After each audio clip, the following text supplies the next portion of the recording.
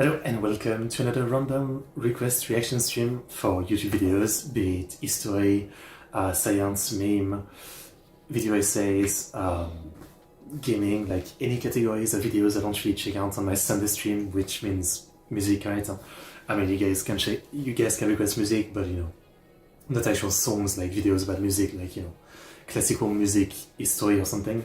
I think that's fine, but not actual songs is what I mean, like we do on the Sunday stream. So yeah, as always, the random stream where we check out a lot of varied video, I would say.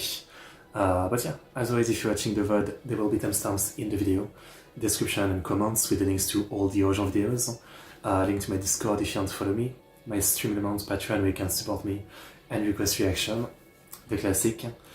And yeah, it's been a bit since the last one. I think, I've been doing a lot of like Japanese story stream recently. And I've been kind of obsessed with doing more and more. And I still feel like I'm not doing enough. There's just so much more I want to learn, right? And so they've kind of taken a bit of any kind of gap I would usually have to do like this stream. But I still felt like doing at least one.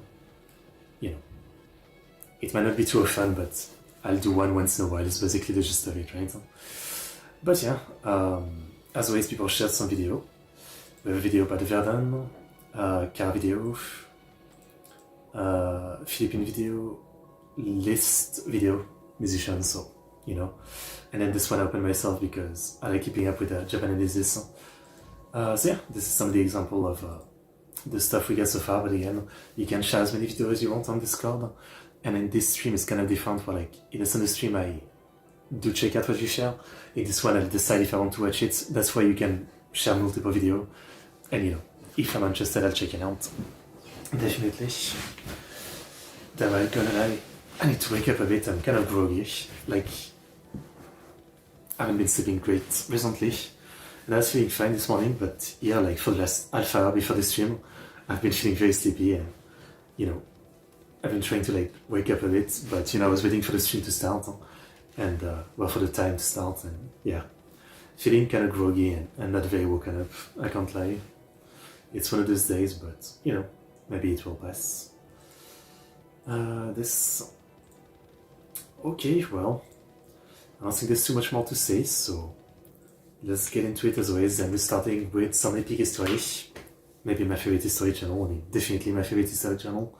The Battle of Verdun 3D. This came out of nowhere. I mean, they're kind of doing a World War II series right now. Didn't think they'd come back to World War I. I live like 3 hours away from Verdun. I live in Normandy. Obviously, I know about the battle. I know Falkenhayn, the German general. It was like he decided to attack the city to, because I guess it's kind of a classic city in France. It was important at different time. Like back in the 100-Year War, I think it was important, or maybe even before that. And yeah, it became like a bloody battle and absolute insanity. I think both sides lost like 600,000 people. I said before, but in France you can go to almost every small village and you'll have some kind of memorial thing about World War I soldiers, right? And some of them will mention, where they were born, and which is usually the town of the memorial, right? But also like where they died. And I've seen on some of this plaque before, like Verdun, right? Which is unsurprising. It's really not surprising, yeah. It is just one of those battles, right? One of those absolute elite battles in history. So yeah, let's see the Verdun 3D. Let's see it. This video is sponsored by War Thunder. The 21st of February, 1916. 1,000 German guns open fire on French positions around Verdun. These are the opening salvos of one of World War I's deadliest battles. At Verdun, traditional military strategy gives way to the grim logic of attrition. Madness. Kill the enemy faster than you lose your own men, and you'll crush his will to fight. The theory will be tested to the limit. It wasn't just Verdun, right? It was literally like the thing for most of the Allies, they were thinking Germany will run out of men first. So if we keep those strategies of no man's land charge and trench warfare and madness, we should win eventually.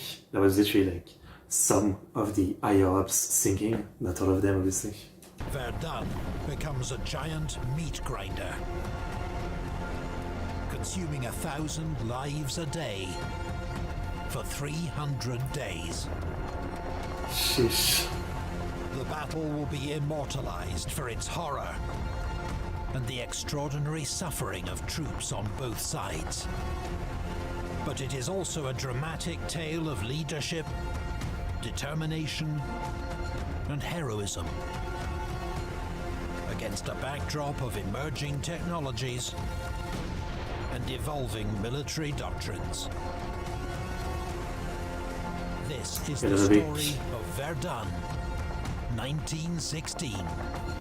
The only thing I really know about the map itself is that they were like very important forts, I guess.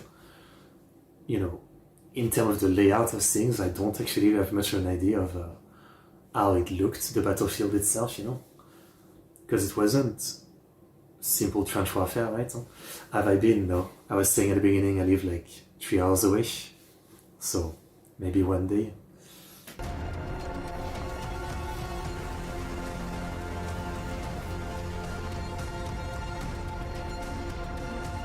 It's kind of cool, this look of map, huh? New style for a big story.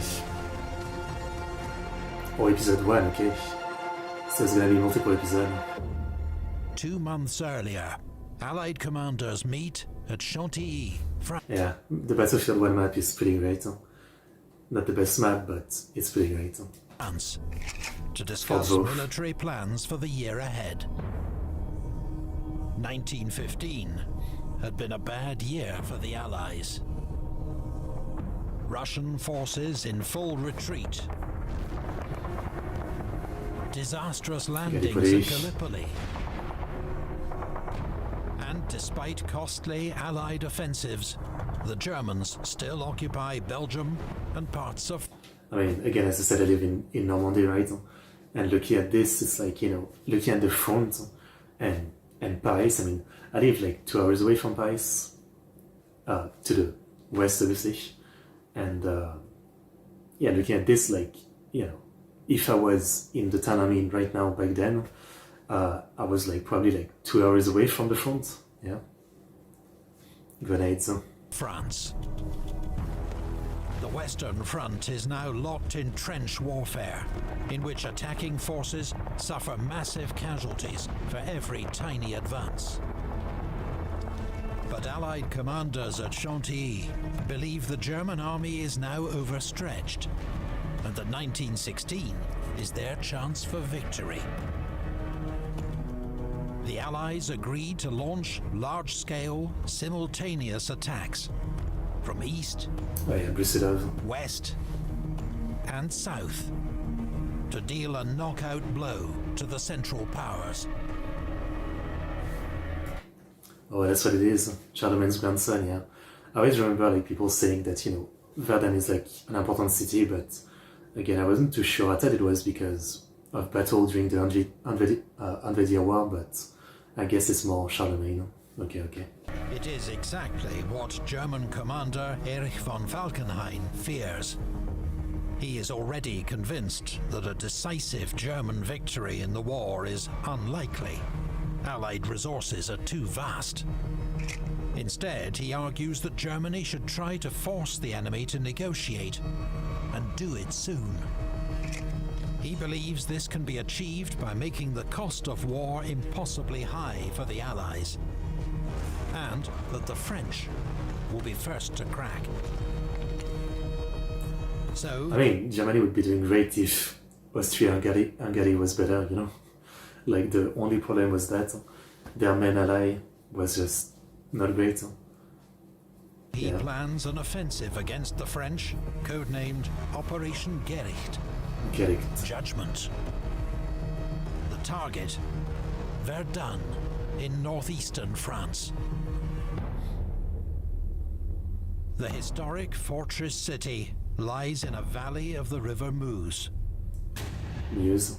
In 1914, the Germans had crossed the river to the north, and the city now lies in an exposed salient.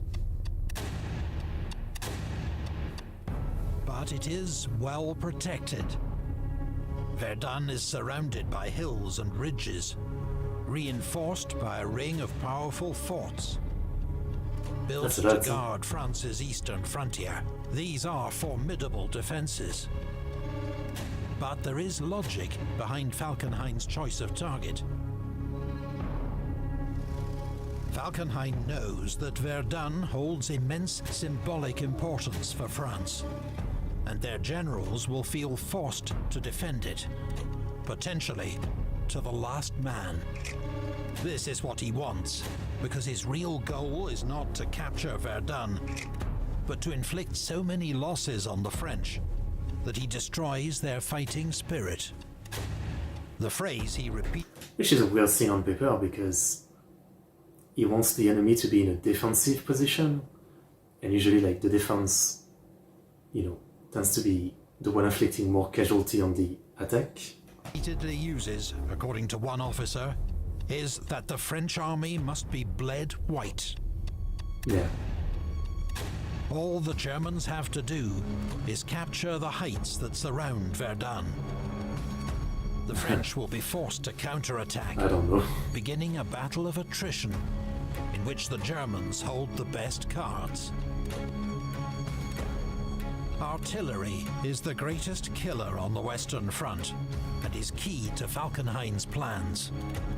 Significantly, Verdun is just 25 miles from Metz, a major German rail hub with rail links straight back to German factories, ensuring his guns will get all the shells they need. In contrast, Verdun itself can no longer be safely supplied by rail. Yeah, that's where the whole thing with the road of trucks become a thing.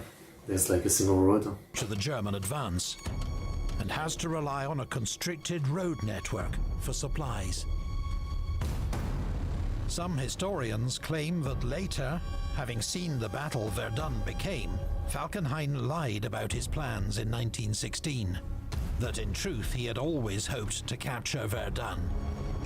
But after the war, he then chose to rewrite history, even faking a key report to claim he had only ever planned a grand battle of attrition. Falkenhayn's exact objective will soon become a moot point. And either way, the plan is bold and ruthless. I mean, it's very likely the plan was to do attrition, but I guess he wouldn't be mad if he actually took the town and actually break through and capture most of France. I mean, that was not the strategy, if it actually worked out. But I guess in the way he was preparing the battle, he wasn't trying to actually push, per se.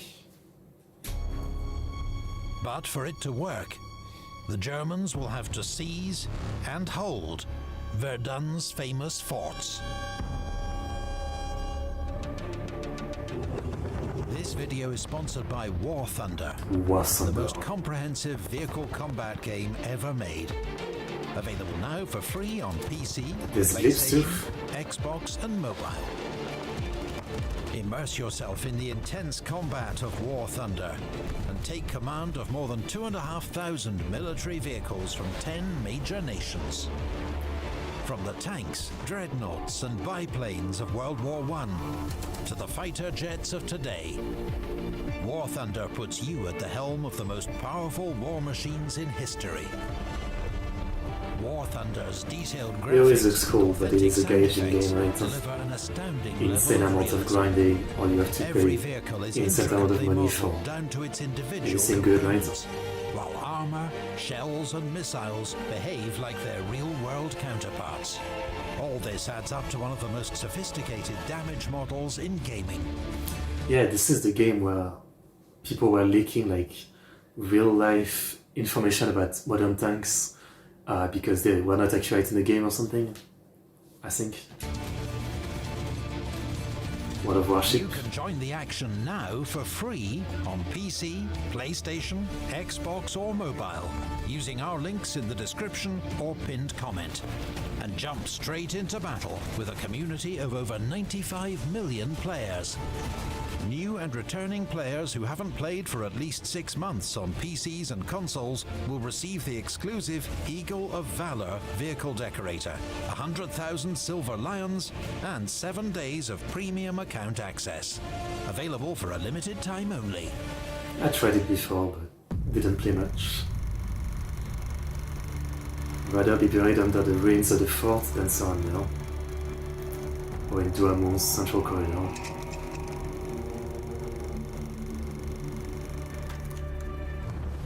Actually, I should pronounce stuff with the real accent since, you know, that's only used here since I'm French. Yeah, for Douaumont. I guess in French you would say Douaumont. I would read it with a French accent. I need to stop using the weird English accent. Warship is not just dominated by carriers and submarines.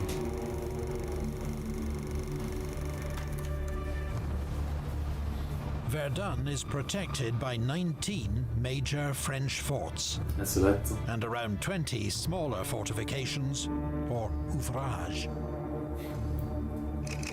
Most were built in the 1880s, following France's defeat in the Franco-Prussian War. But they have been continuously modernized and strengthened since. Each fort is within sight of its neighbors, so their guns can offer supporting fire. Cool.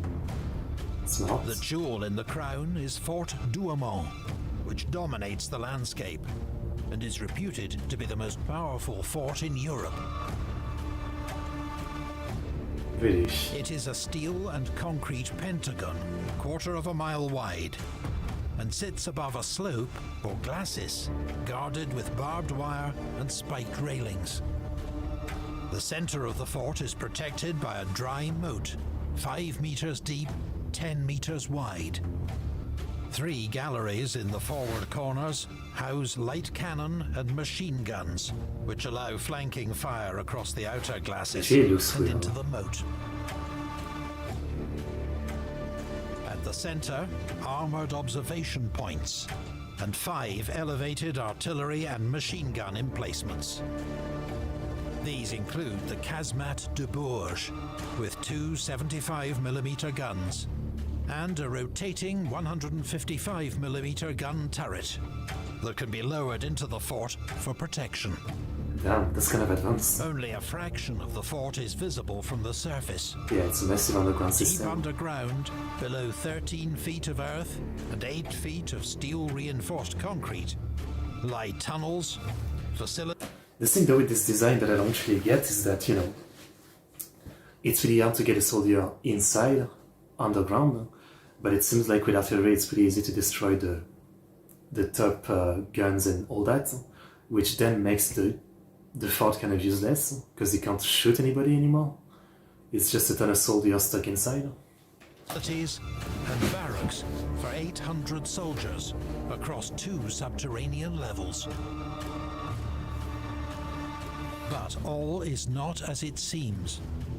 In the opening stages of the war, Belgium's famous forts had been smashed by German heavy artillery. This had caused French generals to question the value of Verdun's forts. Plus, no one is expecting a major attack at Verdun.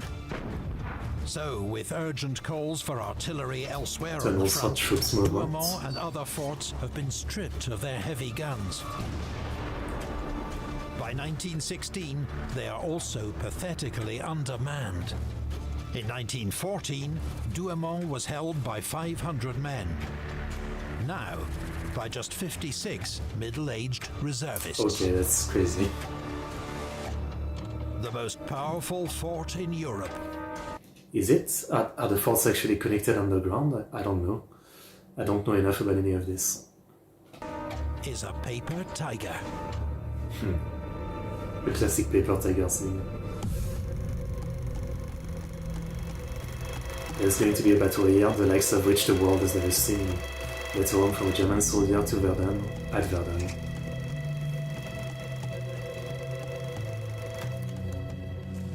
German preparations for the attack progress. I mean, is it? I thought the point was, again, they can cover each other with fire, but, you know, I didn't realize they were actually connected. Because then it seems like a liability. If one falls, the enemy can just, you know, easily get to the other one from underground. Yes, rapidly. Artillery will pave the way for the infantry's advance. Engineers build 10 new railway lines, 24 stations and spur lines to transport heavy guns into position. They assemble a terrifying arsenal, 1,220 guns for an attack on an 8-mile front, an average of 1 gun every 12 yards. What's a yard? 1,300 munitions trains deliver 2.5 million shells for the initial bombardment. Finally, 140,000 soldiers move up for the assault. Man, just like, you know, for some stupid comparison, yesterday we were watching stuff about the Edo period of Japan, and there was a siege where they had like a bombardment, and the bombardment, they fired like 400 or 500 cannonball, right? And that was kind of deemed like, you know, like the biggest bombardment of the time in Japan or something. And obviously it's like, you know, 300 years before this, but still, it's kind of crazy. And the numbers here in comparison is just like, is it even the same world? Salivate at all the artillery, I guess. Verdun is the first major battle in history to begin with a struggle for air superiority. The Germans deploy 168 aircraft to dominate the skies and prevent French aircraft from observing their build-up. But there are some ominous signs. The French notice that the Germans are demolishing church steeples behind their own line, something they do before a major attack. So enemy spotters can't use them as reference points. Yeah. But reports like these, and urgent requests for reinforcements, are ignored. On the eve of battle... Which is insane, because you'd think it's impossible that it doesn't leak, that they're amassing, you know, 1,000 artillery guns, they have all those trains moving up, hundreds of thousands of troops. I mean, you know, it's insane that people are like not believing it. The French are badly outnumbered and outgunned. At 7:15 a.m. on the 21st of February, more than 1,000 German guns open fire on French positions around Verdun. I can't imagine the noise. They fire almost 1 million shells that day. The Germans call such bombardments Trommelfeuer, drum fire, because the continuous explosions sound like a drum roll.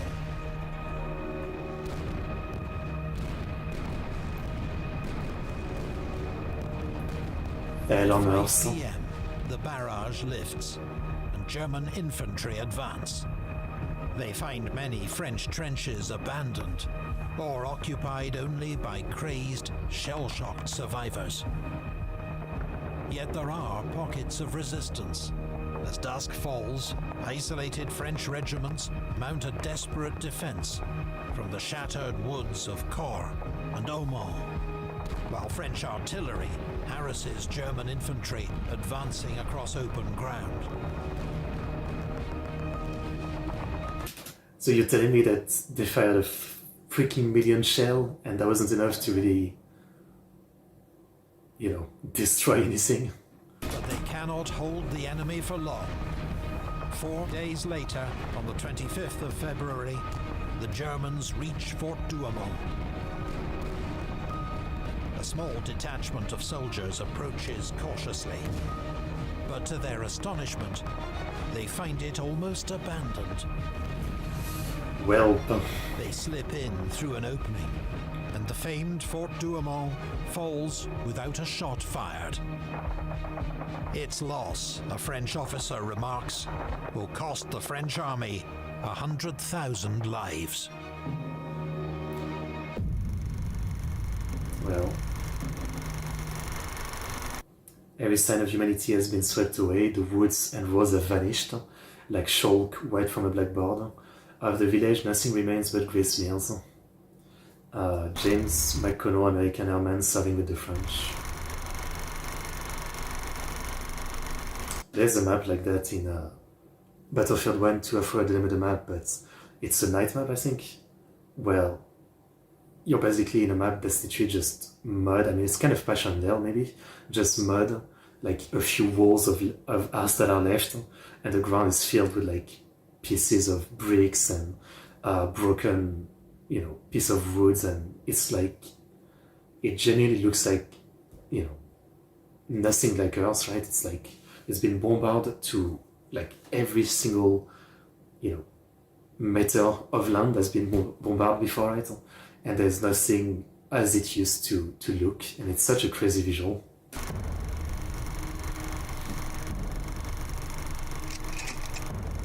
Attrition. The Germans are now just 6 miles from Verdun. Only a weaker line of forts, Souville, Saint-Michel and Belleville, stand in their way. France's high command has been caught napping, and at first, Commander-in-Chief General Joffre is reluctant to act. Really? He wants nothing to disrupt plans for the major Allied assault that summer. But he is soon persuaded that Verdun's loss would be an unacceptable blow to French morale, as well as a political disaster. Would it be though, like, I don't want to be that guy, but was it that well known at the time that Verdun is an important town? Yeah. Like, even I don't, like, I know it's important because of the history of World War I, right?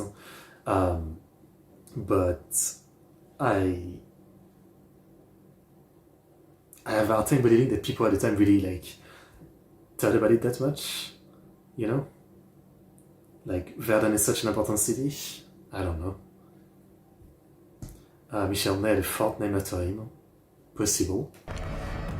He orders the entire Second Army under General Philippe Pétain to reinforce Verdun. 6 days after the German attack, Pétain is in overall command of the sector. He immediately suspends costly counterattacks to prioritize defense.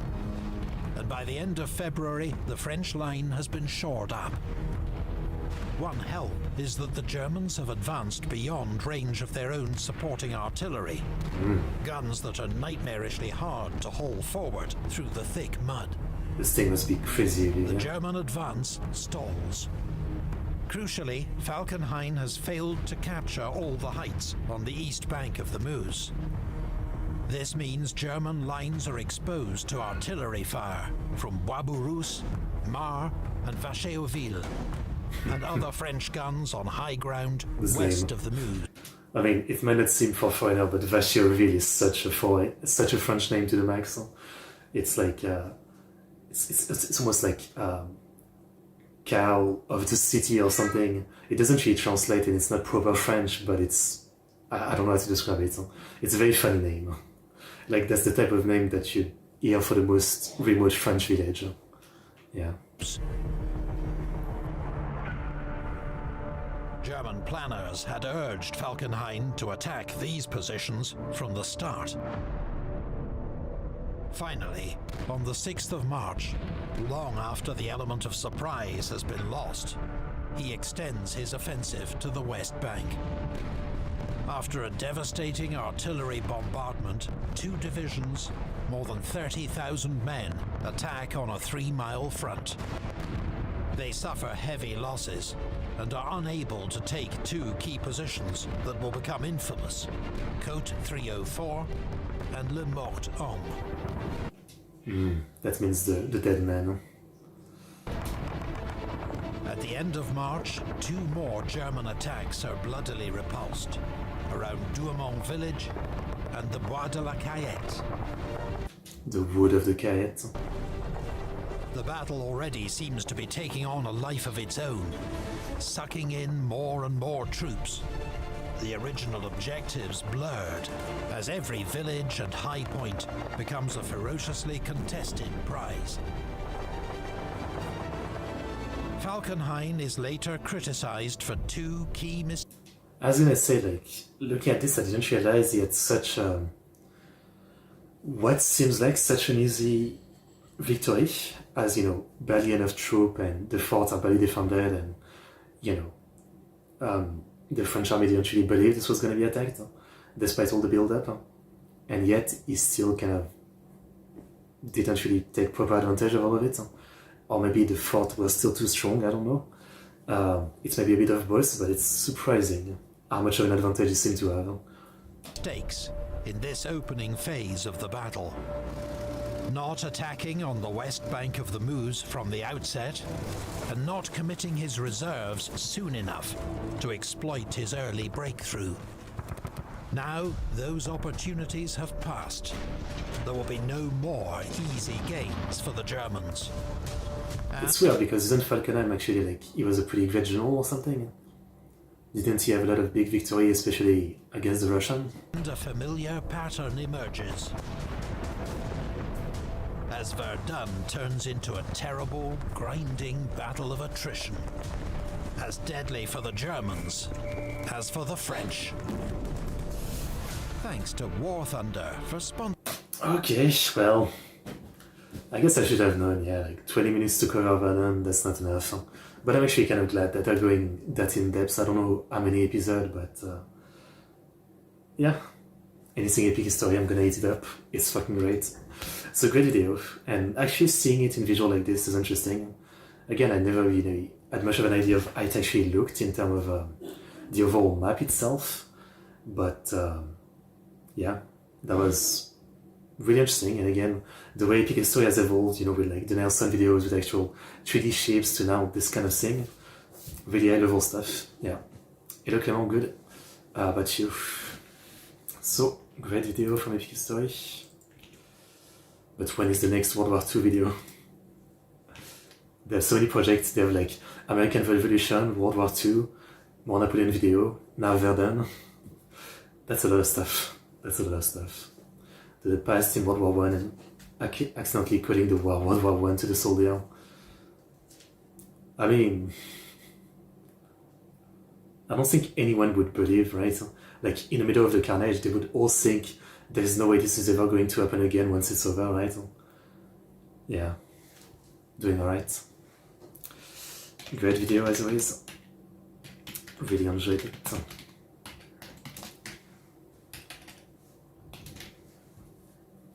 Okay, well, that was great. Looking forward to the next episode, yeah. That's all I can say. Let's take this one, a dog video. I guess we can watch a dog video, why not? I love watching dog videos.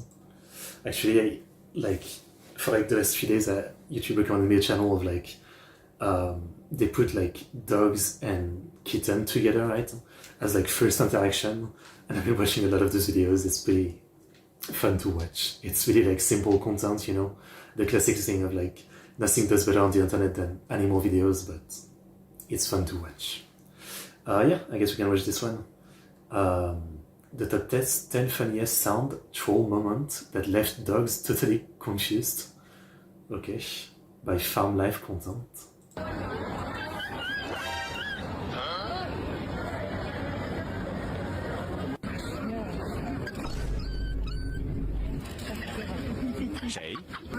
Okay, so you can do.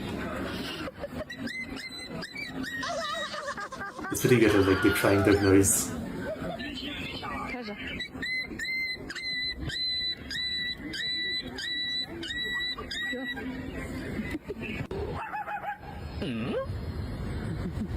It's kind of a skill.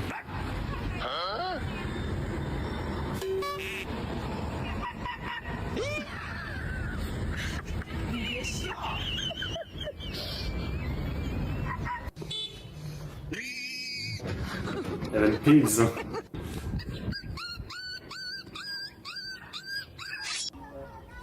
actually impressed. I mean, like, your talent is that you are the perfect animal imitator.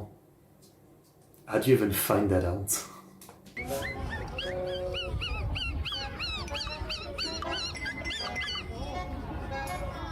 Is the kid the animal? Is it that kid sounds?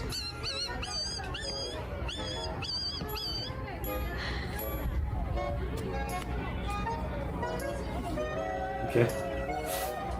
Well.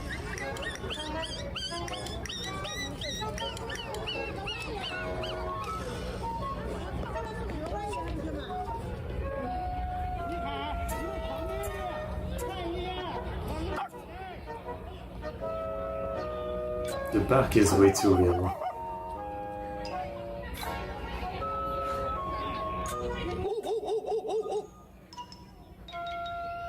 No, that one wasn't.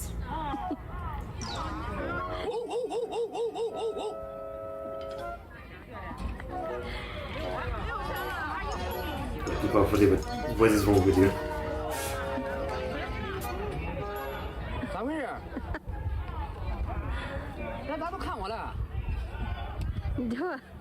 Alright, that was funny, but I don't think I'm gonna watch 10 minutes of this. I feel like that's good enough. Alright. I mean, fair enough. He's got some skills with this. Yeah. You know, some people have pretty crazy control of their voice in terms of singing. Some people it's in terms of like, you know, stuff like beatboxing. And some people can do animal noise. I mean, it's a skill, frankly, like, you know, feels like the kind of skill that could be useful. I don't know. In some way, it could be pretty useful. Like, yeah, it could be like an animal voice actor or something. Here's the link. Alright. Impressive. Okay, what do we watch next? But the car video.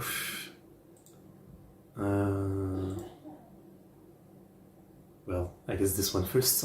The story of the Nurburgring, the most dangerous track in the world. Interesting. By Hunter's Moon. The Nürburgring is the ultimate automotive proving ground. In terms of permanent tracks, this one is the longest, has the Isn't the most dangerous the Isle of Man, but I guess that's motorbike. greatest change in elevation, and is the most dangerous, known by many as the Green Hell.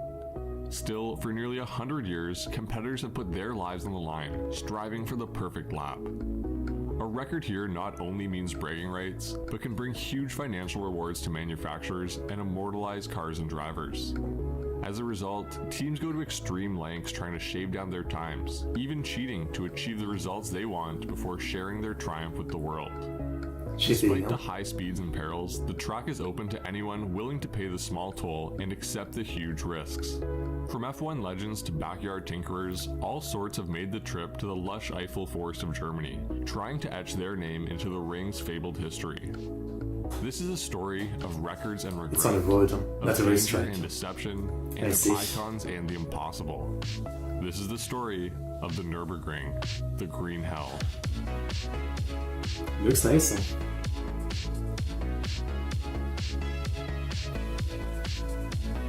Like looking at it looks pretty normal compared to the reputation, I guess.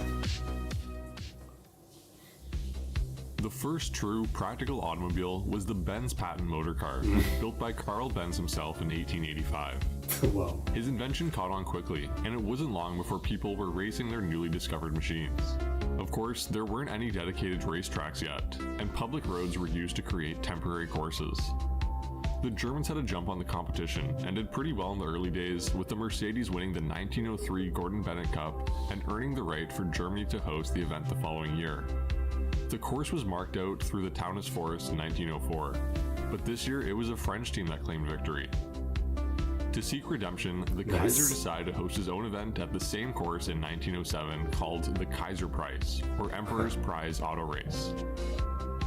This time, the race was a disaster, with a German driver and co-driver killed and an Italian driver winning in a Fiat. The course was never raced out again, and the Kaiser began planning to build a real track where German engineers and drivers could hone their skills. But before a plan was put in motion, World War I struck. The German economy was destroyed, hyperinflation spiraled out of control, and unemployment rates began to skyrocket. And Mercedes-Benz went to make airplanes rather than cars, fighter airplane. including Dr. Otto Kreutz, who had all kinds of ideas, including a wood processing plant and a silver fox farm. But he also happened to be the chair of the ADAC, an automobile club that raced in the area and pushed for a dedicated racetrack similar to the Targa Florio in Italy. He managed to convince the mayor of Cologne and future chancellor of Germany to fund the project and employ thousands of locals to build the track in the town of Nurburgring, which roughly means Black Castle due to the medieval fortress built well over 800 years ago. Cool. With so many people looking for work and over 14 million Reichsmarks to work with, it only took 2 years to complete the gigantic racetrack encircling the Nürburgring castle. Oh. The original course consisted of a south loop known as Südschleife that was around 4.8 miles long, a north loop, Nordschleife, at 14.2 miles long, and a smaller loop for connecting the two larger ones, warming up the cars and to start and start races. When the track first opened, many racers ran the entire course, or Gesamtstrecke, which was 17.6 miles long. The first ever race was the ADAC's Eifelrennen, which had motorcycles race the first day and then cars the next. Mercedes was back on top, claiming first, second, and third, led by the driver, Rudolf Caracciola, who became the first ever master of the ring, the Ringmeister. Okay. The event was a huge success, with tens of thousands of fans in attendance who were eager to drive the road for themselves. And they were allowed, with the ring operating as a toll road right from the beginning, another part of the plan to revitalize the impoverished region.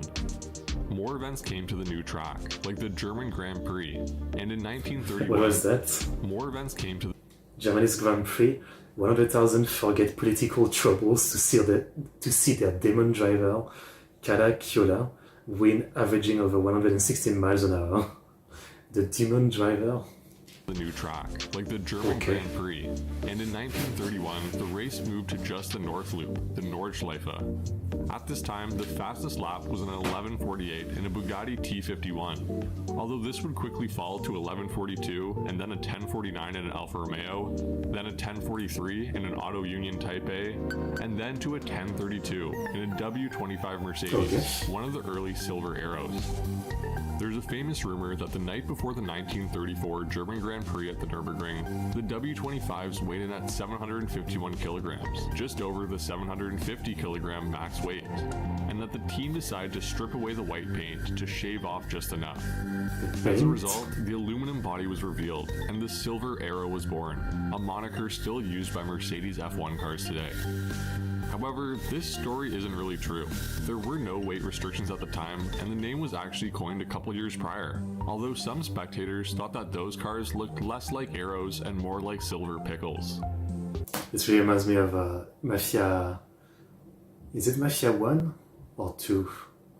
1, I think. There's that very infamous part of the game where you have to race this kind of cars, right? And it's just so badly done, that it's really hard to win and a huge pain, and very different from the rest of the game. Still, the new Mercedes were quick, and they traded wins and record times with their German rival, Auto Union, right up until World War II began. The track was heavily damaged from tank traffic, but was repaired for racing to resume in 1947, although the Germans were excluded until 1951, and took a while to bounce back to form. That's crazy. Wait, so it's a race in Germany, but the German are excluded? I mean, I understand, they were pretty bad in World War II, but it's still kind of weird. So the country came to race in the middle of Germany, but no German. Okay. Leaving room for the record to be broken by Ferrari, Maserati, and then Van Wall, which became the first British manufacturer to ever win the German Grand Prix. Thanks to the driving prowess of Tony Brooks, while Sterling Moss clocked the fastest lap time at 9 minutes and 9 seconds. But the Germans returned in force, with the lightweight 461 kilogram Porsche 804 lapping the course in just 8:47, with the American Cannonball winner Dan Gurney behind the wheel. Ferrari would chip away at the record before Lotus dropped it to an 8:24 and then 8:16 in 1966. The cars were getting incredibly fast, but they were making the dangerous track even more deadly, and the death toll at the course rose above 30 drivers. In an attempt to make the track safer, a chicane was added before the start-finish straight to reduce the speed of cars entering the pits. The new addition did little to slow down the speeds or the deaths, and Sir Jackie Stewart nicknamed the track the Green Hell after winning the German Grand Prix in 1968. The lap times continued to fall year after year, with the Brabham achieving a 7:42 in 1969. But the death toll seemed to mirror the increasingly fast cars, and after 5 deaths in 1970, F1 drivers boycotted the track until significant changes were made. Nürburgring went through extensive modifications to smooth the bumps and jumps, straighten some sections, while slowing down more dangerous ones, with safety barriers in case of any mishaps. Still, cars continued to get faster and faster, and by 1974, famed F1 driver Niki Lauda was the first and only driver ever to crack the 7-minute barrier on the full 22.8-kilometer Nordschleife, clocking a 6:58 in a Ferrari test session. So the ultimate record. Niki was incredibly talented and understood the extreme dangers that came with the territory. In 1976, he was leading in points and had the fastest lap times, but asked his fellow F1 drivers to boycott the race, explaining that there weren't anywhere near enough fire marshals and safety vehicles around the giant course. However, the majority voted to race, and on just the second lap, on a partially wet course, part of the Ferrari's rear suspension failed, causing a horrific accident and leaving Niki trapped in the wreckage, enduring severe burns and toxic fumes. It would take far too long for the fire trucks, ambulances, and even the Porsche 911 rescue car to arrive. But thankfully, fellow drivers were able to extract Niki from the burning car. It's amazing that, like, in all the car and tracks that we've seen, the story is the same. Like, no one ever learned the lesson, without a ton of people dying. Le Mans, they had like 80 people dying. The Rally B video we watched, so many people dying. This one, I guess maybe we just don't check out the stories of like other tracks that, learned from other people's mistake and made the change before any deaths or something. Maybe I guess we don't watch those kind of videos, but it's still something. And the thing is, it's like the number of deaths too, it's not like, one is like fine kind of thing. Like it took dozens right here until they were like, maybe we should do something. Yeah. He would later fall into a coma and was read his last rites, but managed to recover and would return to racing just 40 days later, going on to win more F1 championships and furthering his outstanding legacy. But this marked the end of F1 racing at the Nordschleife. New safety regulations made it impossible to race at the Nürburgring anymore, and so the South Loop and the start-finish ring were torn up to build a new, far safer course, known as Grand Prix Strecke, literally Grand Prix course. During construction, F2 and other races still competed at Nordschleife, and in 1983, the ring was shorter than before, with the bypass avoiding the construction of GP Strecke. This meant that after nearly a decade, Niki's record would finally be broken by a BMW-powered March F2 car, although it didn't last long, as soon the world would witness what would become known as the Impossible Lap, and a record that many thought would never be broken. Okay. The vehicle that set the record wasn't a Formula car, but a Porsche 956, racing in Group C. The twin turbocharged flat six was good for over 600 horsepower, and the car generated triple the downforce of the 917 thanks to Norbert Singer's ingenuity, who coined the Singer dent and is part of why Singer Vehicle Designs chose their name. The driver was 25-year-old Stefan Bellof, who managed to take pole position through traffic with a time so impossible, some people thought it must have been a mistake. Bellof had averaged over 200 kilometers an hour and made his way around Nordschleife in just 6 minutes and 11 seconds. Oh wow. Even Norbert Singer was at a loss for words, and the other competitors joked and commented on the incredible feat. Stefan Bellof had cemented himself as one of the most talented young drivers on the planet. Unfortunately, just a couple of years later, Bellof passed away while driving a 956 at Spa, but his record would go on for decades. Okay, my bad, I thought he was building to like there's a twist or something. No, I guess not.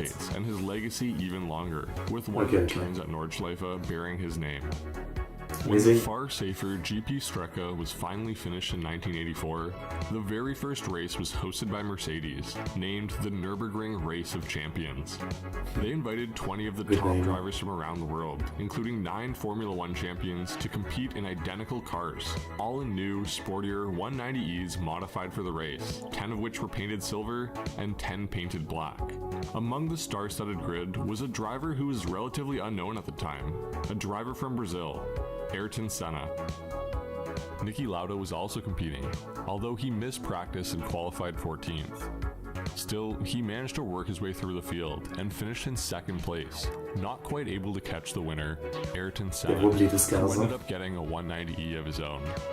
For many, this race put him on the map, as it showed that in equal machinery he could compete and win against the best in the world, which he would go on to do again and again. While the first race at GP Strecke was a success and F1 again returned to the Nürburgring for a couple years, there were all sorts of issues, and the German Grand Prix, which GP Strecke had been built for, instead went to Hockenheim on contract for the next 20 years. However, thanks to Michael Schumacher, Germans were keen for more racing, and F1 returned to the Nürburgring again for over a decade under a variety of different names. Unfortunately, the F1 events weren't a golden goose, and the Nürburgring started losing money with the rising host fees and a decrease in spectators willing to pay for more expensive tickets. With financial, enough. legal, and political struggles, the track was in and out of the F1 schedule for years. To continue, the Nürburgring would have to find another way to make money. Thankfully, the Nordschleife had retained its legendary status and was hosting a wide range of events, from the 24 Hours of Nürburgring and legendary DTM series to the Truck Grand Prix and the Rock am Ring Music Festival. With the Oh, general Rock am public Ring. looking to buy That's why it took place. Rock am Ring is pretty great, yeah. I see. You wouldn't even think of it, but yeah, I guess not a bad place for a concert. sportier cars, manufacturers began testing more and more at the ring too. An engineer explained that the Nordschleife's length, diversity of turns, and elevation provided 5 times more data than most tracks. Porsche had been recording the lap times of their production cars since the 1950s, but as more manufacturers came to the ring and began sharing their times, rivalries began to heat up, and there was money to be made. The media started to get involved, and magazines published times, like a Ferrari Testarossa clocking a 9:17 in 1987. A couple years later, the Japanese car show, Best Motoring, came to the ring to show off what Japanese cars could do. They'd been benchmarking Nissan's R32 GTR, known by many as Godzilla, and wanted to prove to the world I've been continuing to watch Initial D. Literally yesterday I watched the 3rd season, or the 3rd movie, I guess. what the car could achieve at the most notorious track. The conditions were damp, but with an extremely skilled Motoharu Gonsan Kurosawa manning the revolutionary car, it still achieved an impressive 822. Kurosawa would continue to make the trip to Germany each year, and continued lowering his time in various cars, with an 816 in a Honda NSX in 1990, then an 808 in a Porsche 911 Turbo in 1991, and then an 803 in 1992, driving a Honda NSXR. To take the production car record, Bugatti showed up with their team racing driver and what was the fastest car in the world at the time, the Bugatti EB110. Thanks to not 1, not 2, not 3, but 4 turbochargers and 4-wheel drive, the car made it around the ring in 7 minutes and 44 seconds in 1993. The German car magazine Sport Auto focused on ring records and even had a trophy for new record holders each year. They tested a wide range of cars, including the Bugatti EB110, but only achieved an 801 in their run. It would take a while before production cars caught up to the Bugatti, although there were some strong modified competitors, like a Mark IV Supra by Blitz, which ran a 749 on street tires in 1997. To equal the Bugatti, it would take until 2002, when the Pagani Zonda S would also hit a 744, although That's a the cool driver car. was Horst von Sarma, the chief editor at Sport Auto. While he was an editor, Horst became an expert at the Nordschleife through the hundreds of cars he benchmarked, and the following year, he crushed the record in a Porsche Carrera GT with a 732, a record which wouldn't be broken until the legendary driver Walter Roll hopped behind the wheel and shaved off another 4 seconds, bringing the record down to a 728. Many thought this record would hold for ages, but just a few months later, an unusual challenger from the Netherlands. Records never hold forever. Like recently, there was that one guy in the London Marathon. No one thought that anyone could do like under 2 hours, I think, and someone just did 1:59 something. And actually, the second place too broke the record. So 2 people just broke the record, which I guess people say that all the time, but could never be broken, right? It seems to be always like that, yeah. Would attack the record, a Donkervoort D8 RS. This That's a hand-built weird car car. may not have been as powerful or as pretty as the Porsche, but it was extremely light and handled extremely well, Looks like a hitting a clown car. 714. While some questioned the validity of the unusual car's run, it was fully street legal. Next, the record would return to the Germans, this time in the form of the Gumpert Apollo. Roland Gumpert had worked as the chief engineer and head of Audi's motorsport program, but after retiring from the role, he decided he wanted to build a full-on race car which was still street legal. The result was a lightweight twin-turbo supercar, able to go 0 to 60 in 3 seconds flat and lap the ring in just 7 minutes and 11 seconds. This time, the record wouldn't even last a week, before a radical SR8 LM showed up and ran a 6:48. This was an incredible time, and while there were ways to get the sounds radical fun. street legal, many denied the record, including Sport Auto themselves. And so, the first true production car to break the 7-minute barrier was the Porsche 918 Spyder, which achieved a 6:57. The cutting-edge hybrid hypercar sported all kinds of incredible technology, along with the optional YSAC package, $84,000 to shave off a few more pounds. McLaren went to the ring shortly after, and said they had also broken the 7-minute barrier, but they didn't moving share the spider? exact time, leading many to believe they hadn't quite beat the 918's record. Cars were getting so advanced that it was becoming increasingly difficult to shave off any more time while staying street legal, and some manufacturers began pushing the boundaries. Okay. Just 2 months after the 918's triumph, Nissan ran a 708 in a Nismo Edition GTR, claiming the volume production That's car an ugly record. car.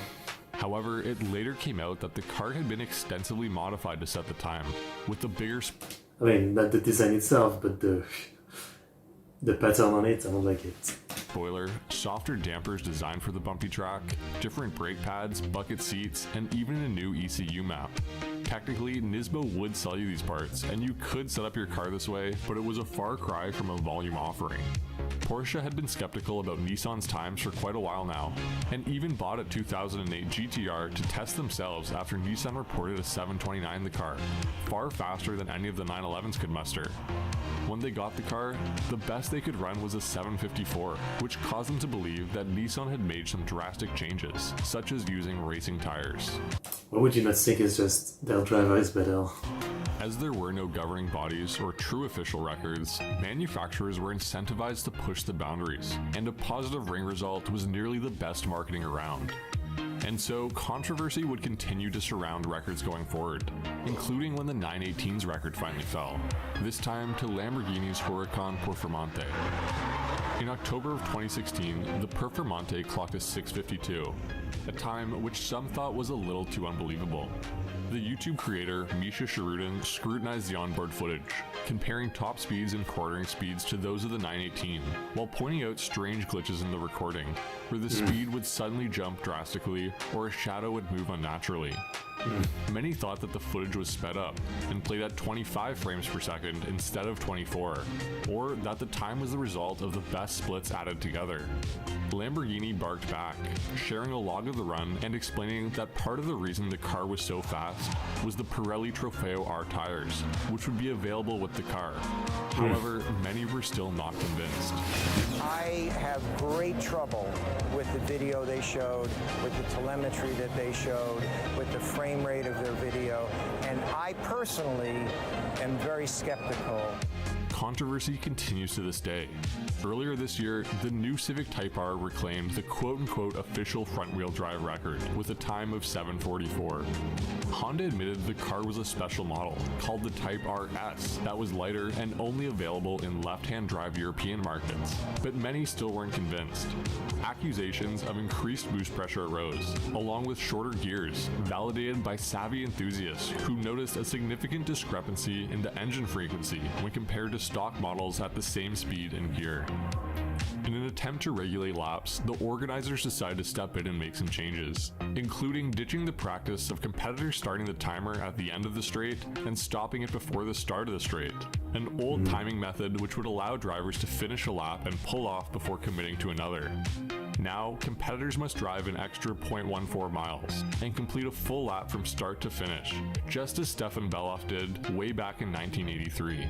Okay. Many thought that this lap time would never be broken, as while technology may have yielded the potential to make faster cars after 30 years of development, it would seem insane to bring such a vehicle to the Nordschleife.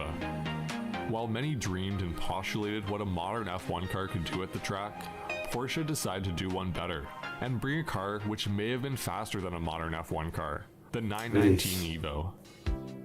The 919 had an extremely successful racing career, winning the LMP1 class of the World Endurance Championship in 2015, 2016, and 2017, and also winning the 24 Hours of Le Mans the same 3 years in a row. After dominating so heavily, Porsche decided to retire the 919 from competition, and instead they decided to show the world what it could really do, and modified it into the unshackled 919 Evo. With less weight, more power, and way more aero, they decided it was time to crush some records. At Spa, the car set a time 12 seconds faster than it had achieved the previous year, and even beat out Lewis Hamilton's time in his F1 car. At Nordschleife, the lap was nothing less than incredible, look at this. with Timo Bernard hanging on while adjusting to a car unlike anything else. Through the lap, he managed to average 234 kilometers an hour, That's and hit a freaking top terrifying. speed of 369 as the car bounced around, pushing more on the limits of the human body than those of the car. The footage speaks for itself, Yeah. and while there was some room for improvement, to many, this lap is one of the most impressive automotive feats ever, finally smashing Beloff's record after 35 years, with an insane time of 5 minutes and 19 seconds, Wow. a record which still stands today. A year later, VW's IDR decided to make a run after claiming the record at Pikes Peak. It wasn't anywhere near as quick as the Porsche, but it still managed to beat Beloff's time and take the EV record with an impressive 6:05. Okay. While there may be vehicles out there that could potentially challenge the 919, it's unlikely we'll see them risk it at the dangerous track anytime soon, and instead, the focus has returned to the production car record. Right now, the fastest production cars are mainly Porsches, a couple Lamborghinis, and some Mercedes, including one which holds the top spot, the Mercedes AMG 1.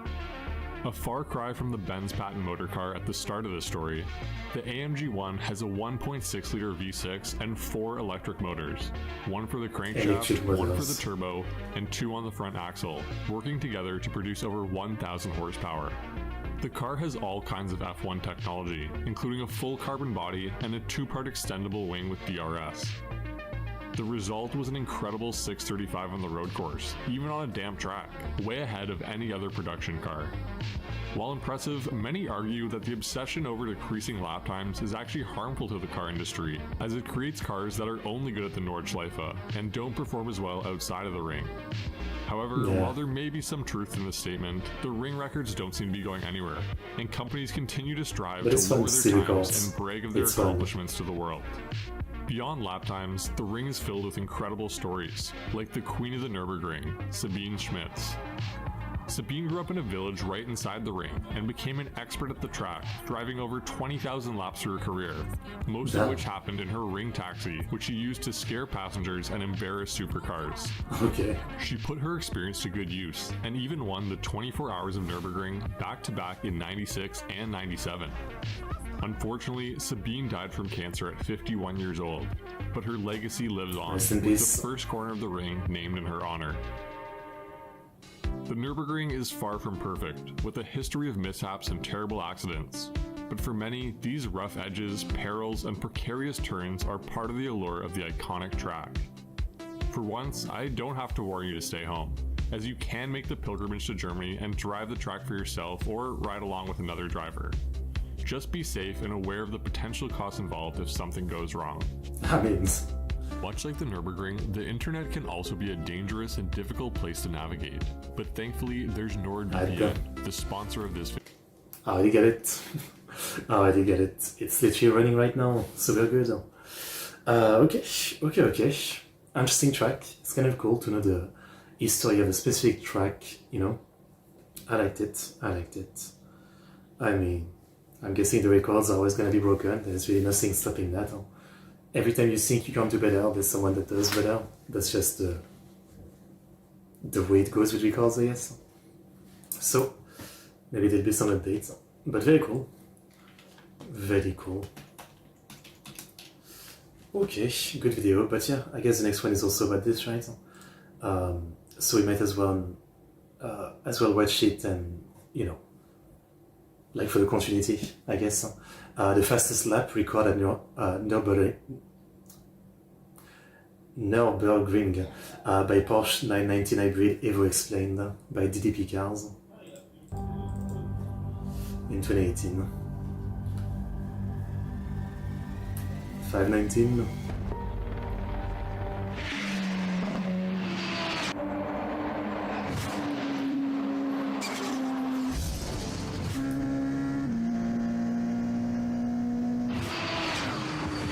Terrifying this Fury. Great day for Porsche, a great day for the 919, a great day for the entire Porsche team, great day for Timo. We work with is a championship winning crew. We won Le Mans together, so there's a bond between us, which showed as well today that we trust each other and we did great achievements because of that as well. So I think treating it like a race weekend was very important today. The reason why we did the tribute tour was we didn't want to just put the car after this successful racing era of the 919 hybrid simply into the museum. We wanted to do a kind of a tribute tour to say goodbye to this great car, and at the same time with the record attempts in Spa and here at the Nordschleife. We also wanted to showcase what current hybrid technology can produce in terms of lap times and performance. Yeah. I remember we were in Bahrain with all the technical crew from Porsche. The French accent. Yeah. That's interesting, but that's just crazy. How can we do that? We just say, okay, let's make it, let's do it. It's interesting. It's not something we get used to do for standard racing. Man, look at this. Particularly for Nordschleife, we put the guy with the most experience around this place in the car, and also Timo was the driver who was the first guy in the 919.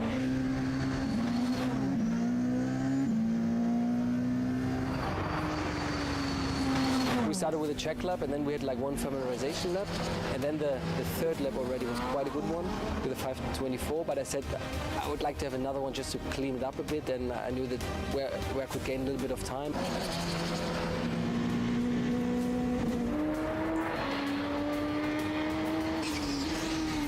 With this count, this track, I'm quite happy. Yeah, that was quite nice too. Amazing.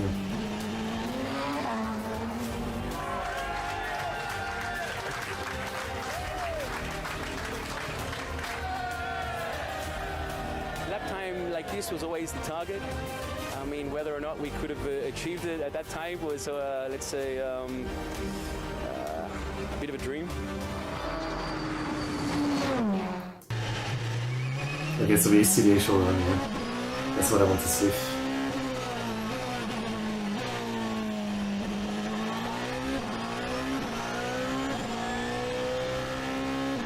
I can't do better.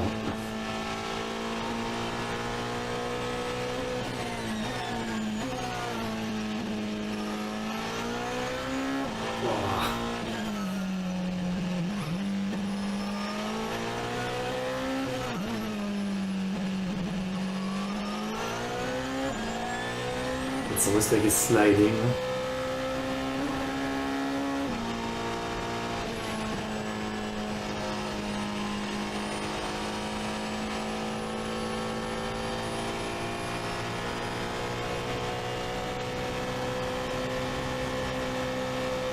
$350.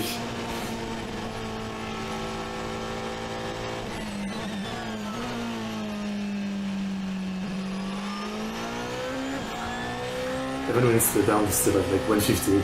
Insane. By the way, Gear 7, that's crazy.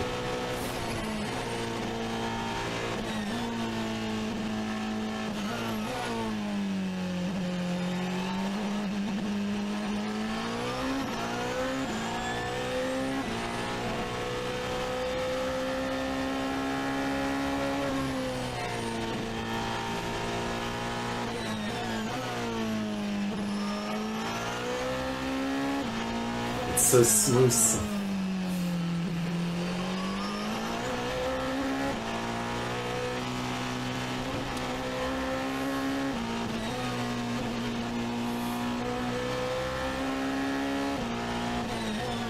I know there's supposed to be no cars, but every time there's a turn coming up, I just expect some car to come out. It's like that feeling, you know, as a civilian driver, like you slow down in a turn because you don't know what's coming up. But here you just bolt.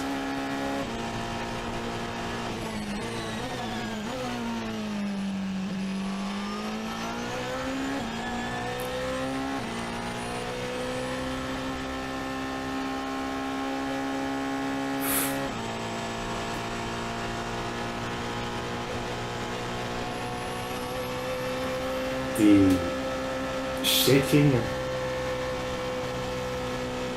is pretty insane.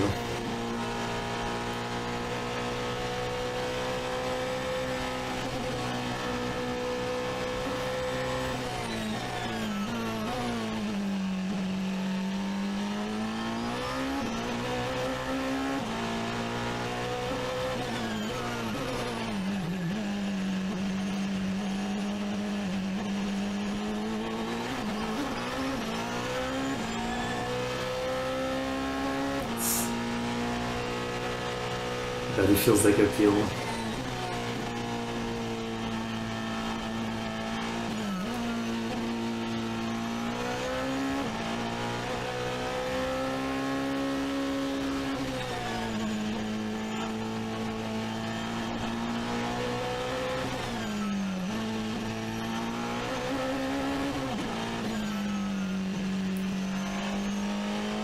Really never goes under 150.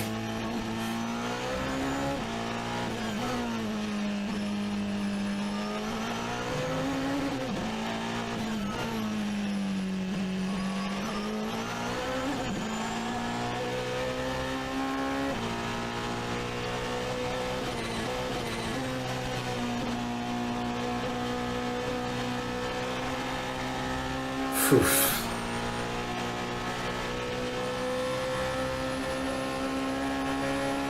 Absolute missile.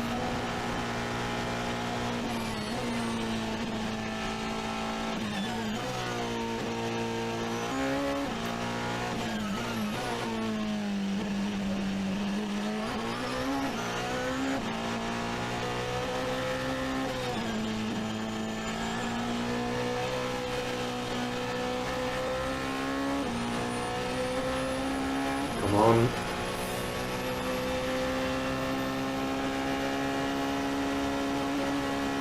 $369.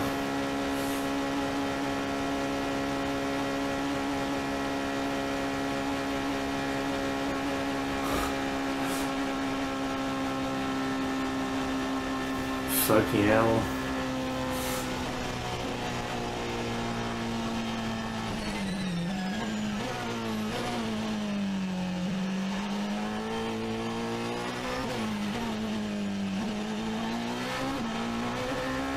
$519.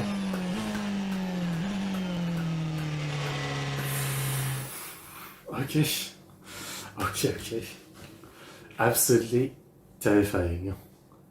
I mean, obviously he's a pro and all that, but even then, right?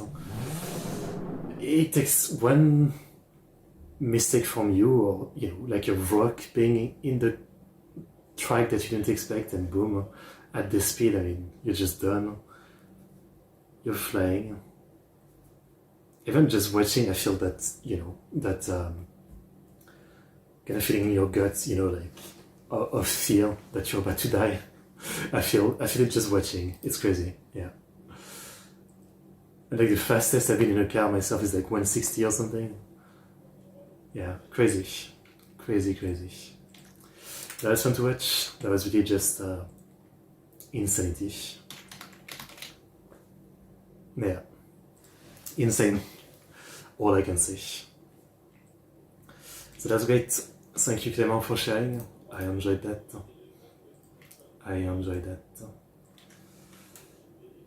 Oh shit! the first take is gonna have a Super Kaguya. That's a surprise. Wait, do they have actual VTuber model? No, it's only the voice actress. Okay. Fair enough. Alright, got it.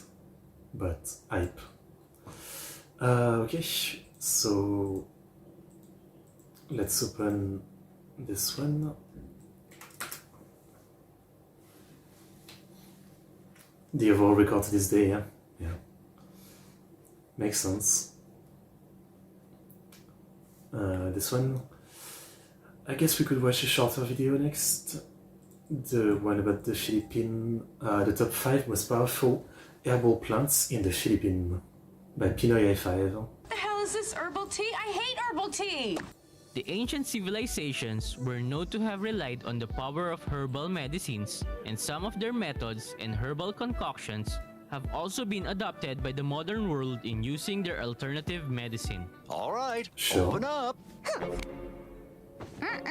In the Philippines, where species of herbal plants grow, Filipinos typically use them in treating minor. I'm always freaking annoyed by the freaking like sorry, just mad at YouTube. The freaking way that they do it.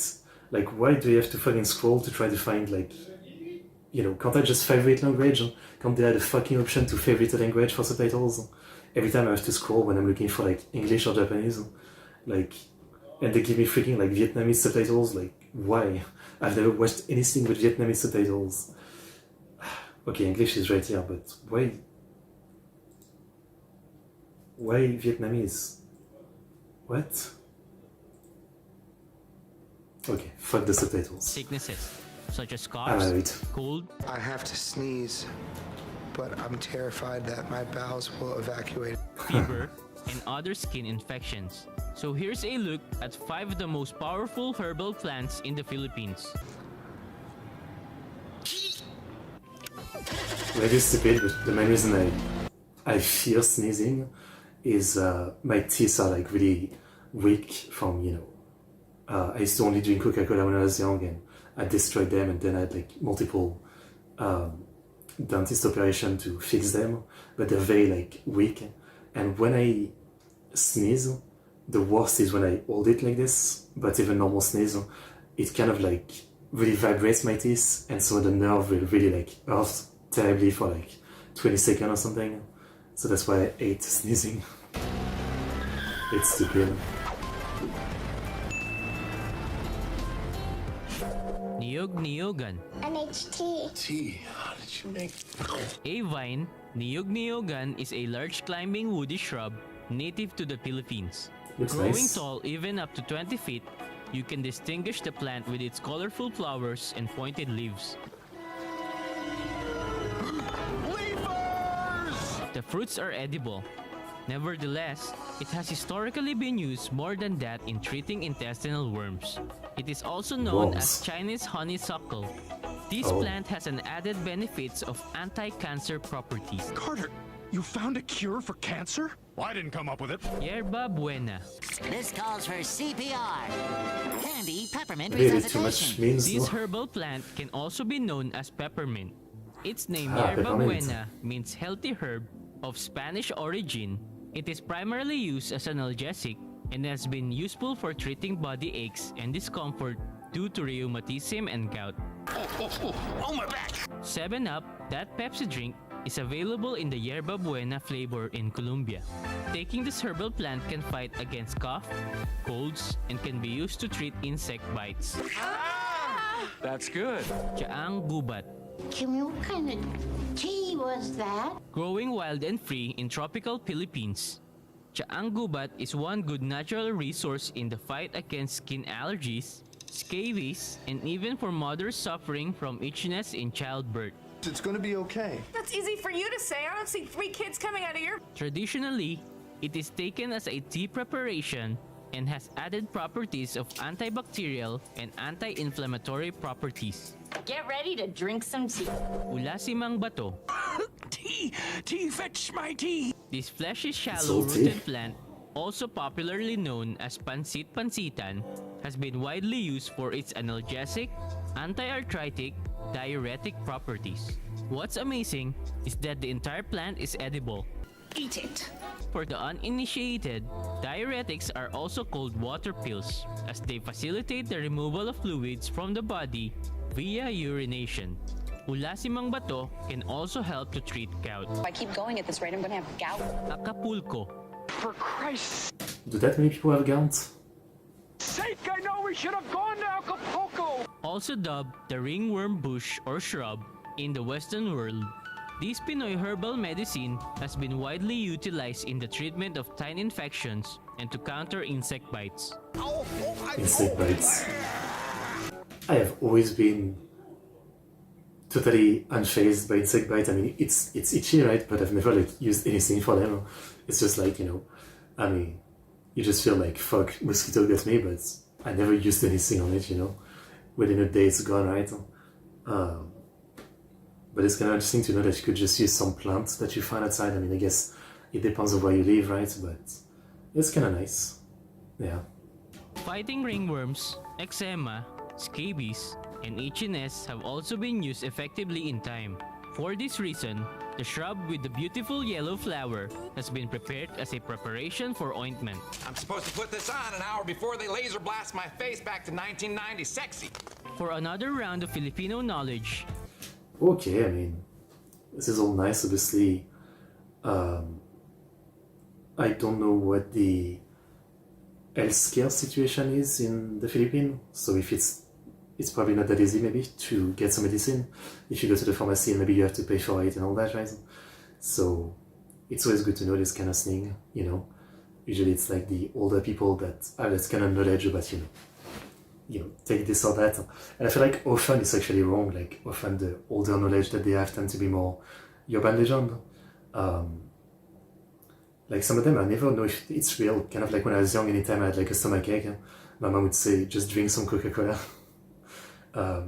Is there any truth to it that Coca-Cola would actually help with a stomachache? I don't even know, you know. And then you always have stuff like milk, honey, if you have a bad cough or something. And there's always some like things like this. Some of them definitely kind of work, while some of them are a bit more like urban legend, I guess. But it's interesting. It's interesting. Okay, nice video. Nice video. Okay. Anything on Discord? Okay, what do we watch next? I guess we can watch the weirdest sports coach ever by Stark Raving Sports. I'm not gonna do a crazy long intro or anything for this guy because I really just want to get straight into talking about Why is he just making the same face like he's lost? He's a lost kid. About him. Mike Leach is one of the most interesting coaches to have ever walked the face of the earth. So let's get into it. One thing I really want to emphasize with this guy is that not only does he probably lead sports in just the sheer volume of weird, random, funny moments, but he did it in a way that may have seemed like insanity, but there was absolutely a method to the madness. With all of his strange quirks and weird hobbies, there was always a reason, and for how strange he may have seemed at times, he was a very well-informed and passionate man about everything he was interested in. And that, of course, includes football. Before we get into his actual coaching, though, let me give you a few tastes of what I mean by him being quite the riveting individual. If a normal coach was asked who would win in a mascot battle royale, they might laugh it off and give a pretty simple answer like the Lion or the Sun Devil. But not Mike Leach. He treated this question like he was building the new Avengers, while delivering his statements completely straight-faced. Well, first of all, what kind of mythical powers does a Sun Devil have? We got to consider that. I'm going to say the Wildcat's out. The Trojan, does he have a horse or is he on foot? Does he have a bow and arrow or just his sword? Tree, I imagine that tree's going to get chopped down. Unless we're going to go with the bird and somebody might get pecked or something, I don't know. The beaver, well, we'll see how long that beaver can hold his breath. The Ute, again, we're back to, is he on horseback?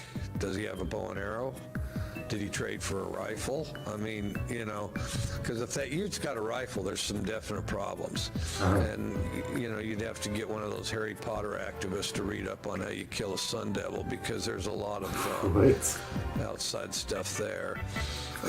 Hearing the head coach of your team say you'd have to get one of those Harry Potter activists to read up on how you kill a sun What the fuck is an Harry Potter activist?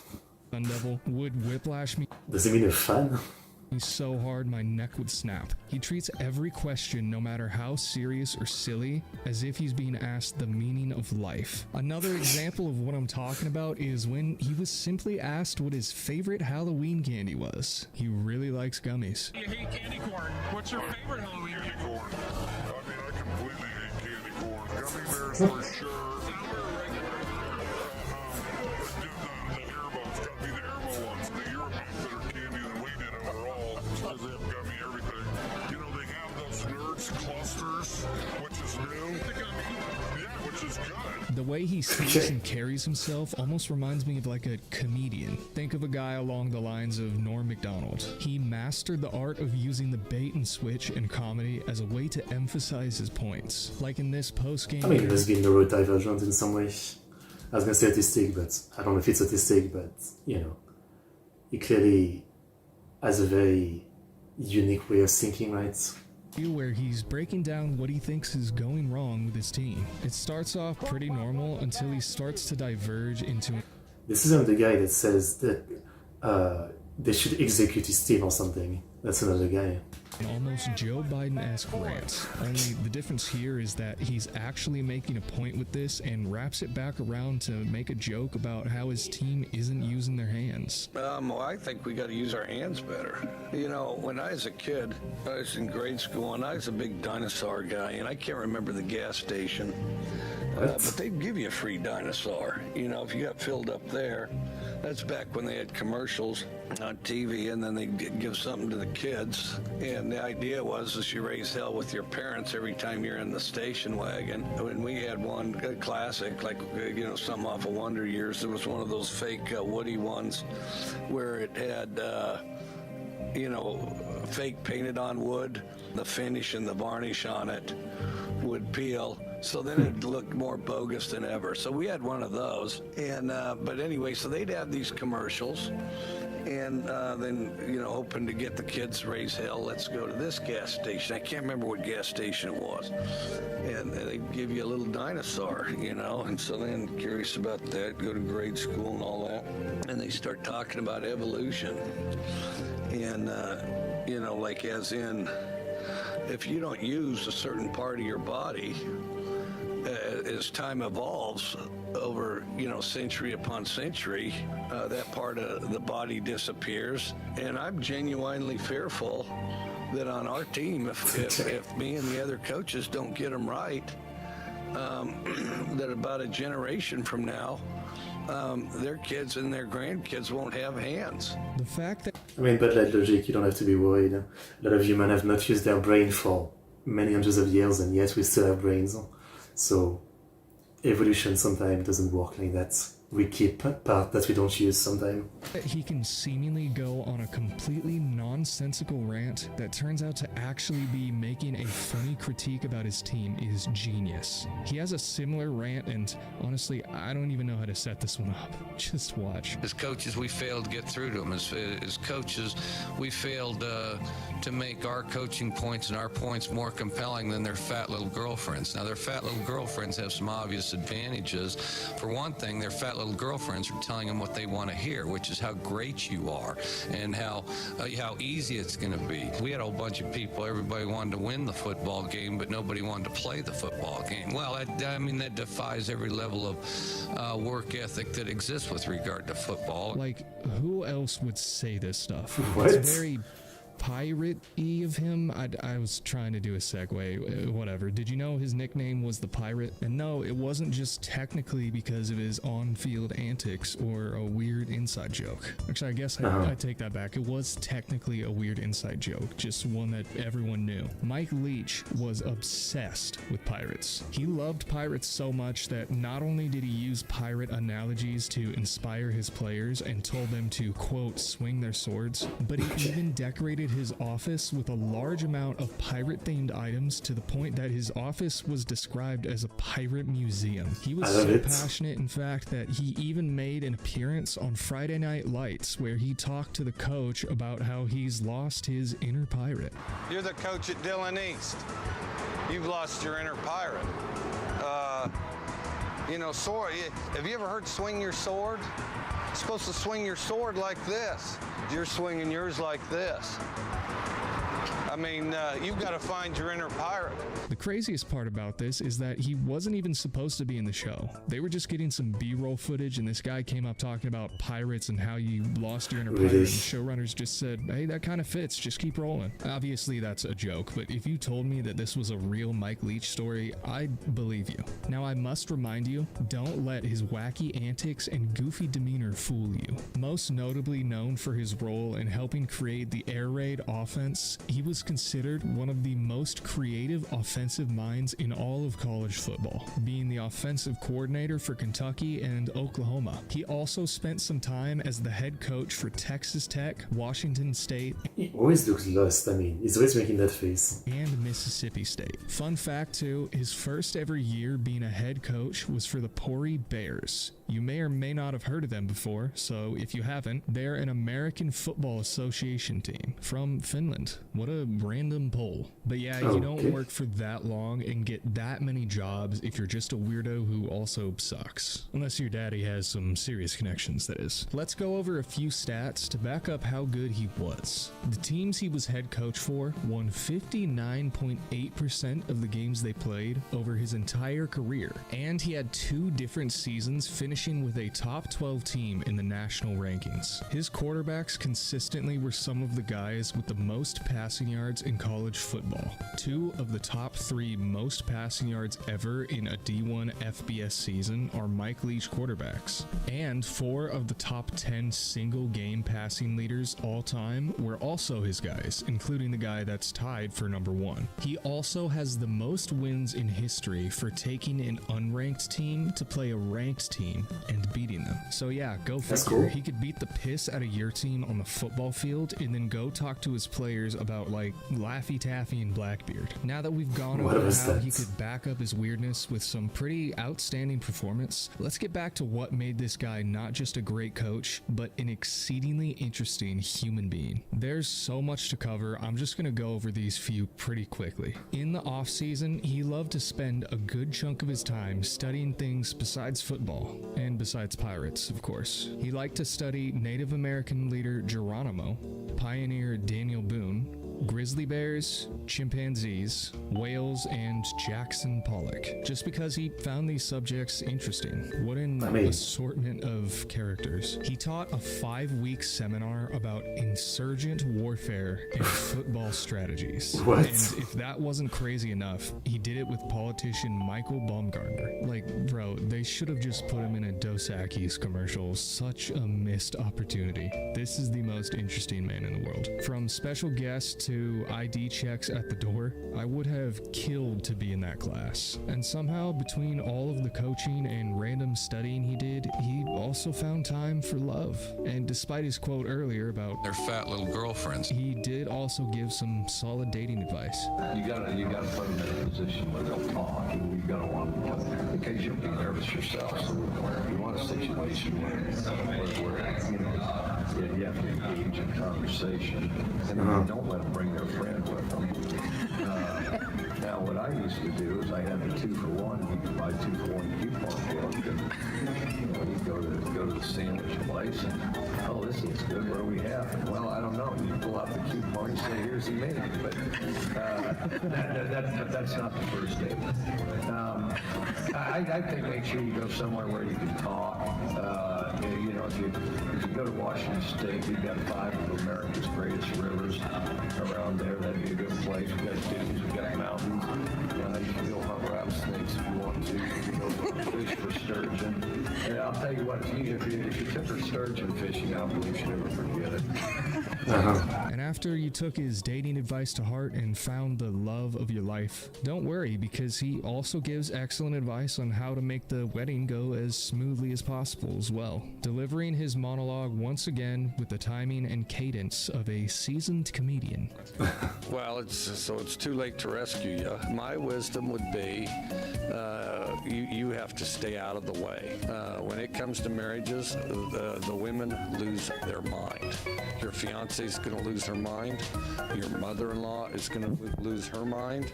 Your mom is going to lose her mind, and they're going to barrage you with constant questions. What should we wear? And then, which of course my answer was, I don't care. And then, what color should the invitations be? I don't care. What should we have for dessert? I don't care. But see, I don't care is not satisfactory at all. And you're going to get caught in a catch-22, and I'm certain that you already have. And that catch-22 is, well, I want you to be a part of this too. So what color invitations? All right, the blue ones. Well, I kind of like the tan ones. Okay, the tan ones then. Oh, you're just saying that because Yeah. I mean, I've never had a marriage, but yeah, this whole thing of, you know, like being someone who doesn't care that much, right, which usually is associated with guys, yeah, and, you know, the girl cares too much about everything, and so every time you say, you know, I don't really care about this specific little thing, I mean, you choose, but then they're mad that, you know, you said you don't care, and you have to say, you know, it's like, it's not that big of a deal, like, if you care, be happy to choose, but then it becomes a drama because, you know, you should care, whatever. That's the worst. You want this over with. You're not even thinking about it, which is, of course, true. And it's just going to go back and forth, and they're going to play keep away from you until after you're married. And as you could have probably guessed by now, the strange ideas from his genius mind did heavily bleed into his coaching style as well, such as when he allegedly proposed what was called a, I'm not joking, dwarf package, aka having a little person on the team who could be thrown to gain some extra yardage, and he had to be talked out of it. Again, this is all alleged and hearsay, but God, I want that to be true so bad. Like, are you kidding me? I don't think even David Lynch could have come up with something like that. Now, a more down-to-earth strategy he had was the time he was coaching for Oklahoma, and he made a decoy script. The reason he made a decoy script was so that it could be planted in a place that Texas could find it as a test to see if they were honest. And not only did Texas find it and believe it was real, but they were in fact not honest. The decoy script worked, for a bit at least. Once Texas realized it was fake, they did take back the lead and eventually win the game, but like, man, the fact it worked is ridiculous. Little random one real quick, but he was once frustrated with the weather reporting by his local news station the year prior, so in typical Mike Leach fashion, he decided, well, I guess I'll do it myself then. So over here, we have Mule Shoe. So those folks in Mule Shoe, you can pretty well go to the bank with what you hear here. On Friday, we're looking at cooler than normal temperatures, and it's in the wind that windy, but windy's not all bad because other teams that try to throw the ball don't practice in the wind that we do, so therefore we can pass, they won't be able to, so we like that. Like, this guy's the GOAT. And just before I wrap this video up, I just want to go over some of my favorite quotes from the man himself. And there's a lot of them out there, so I'm just picking the ones that really speak to me the most. I do have a Viking axe by the bed if I need to whack someone. My wife bought me a Viking axe. The axe side curls down so you can grab the adversary around the neck, and you can use it to climb walls as a grappling hook. Fish aren't smart. It's not like they have advanced degrees. I ought to have Mike's pirate school. The freshmen, all they get is the bandana. When you're a senior, you get the sword and skull and crossbones. For homework, we'll work pirate maneuvers and stuff like that. It's like Woodstock, except everyone's got their clothes on. If a pinecone war breaks out, you have no choice but to engage in it. There are no neutral countries in pinecone wars. I mean, genuinely, you should have done some stand-up comedy. It's a little like breakfast. You eat ham and eggs.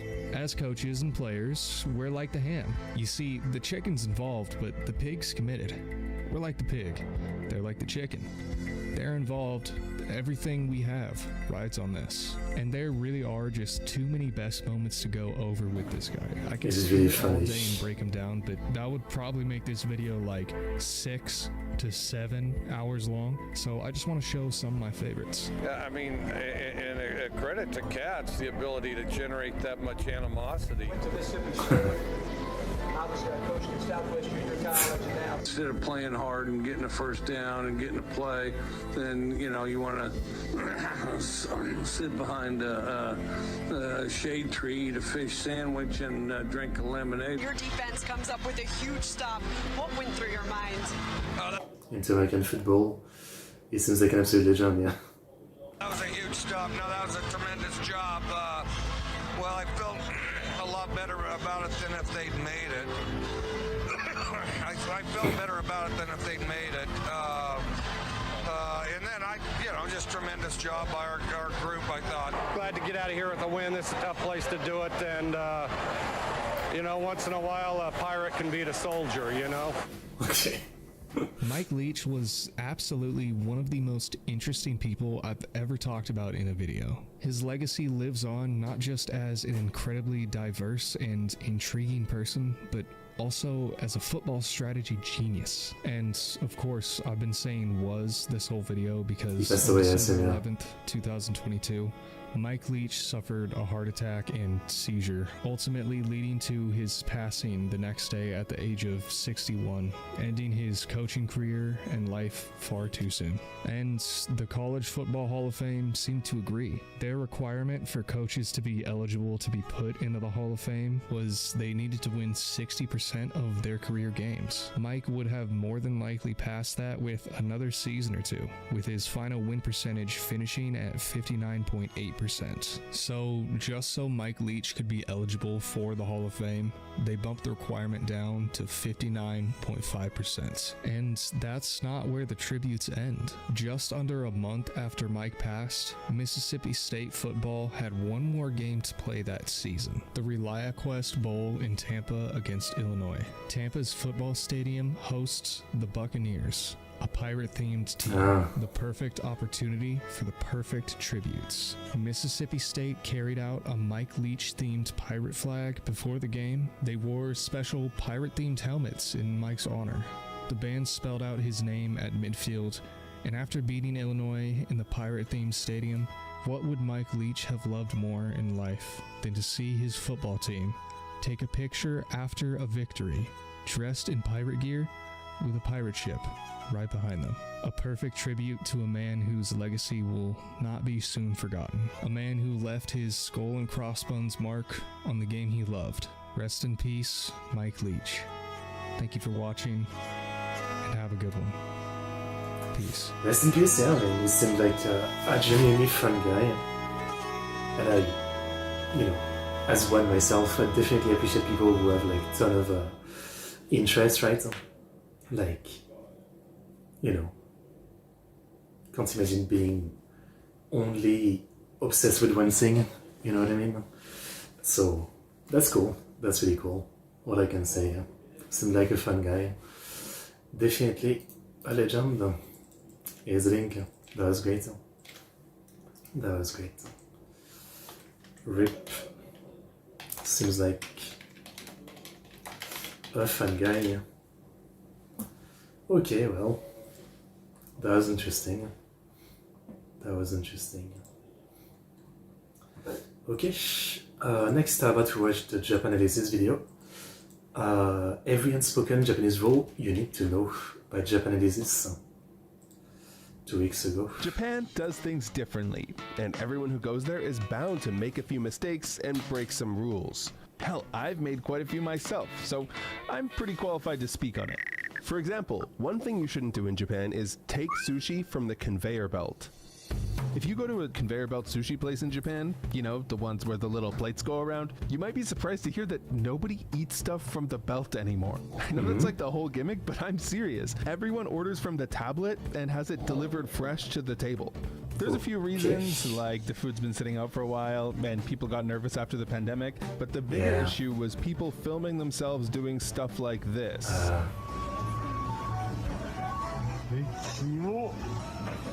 Yeah, but stuff like this always happen. I mean, by the same logic, literally, like, don't buy anything at the supermarket because, you know, there's disgusting people everywhere, you know, that will touch everything, the packaging.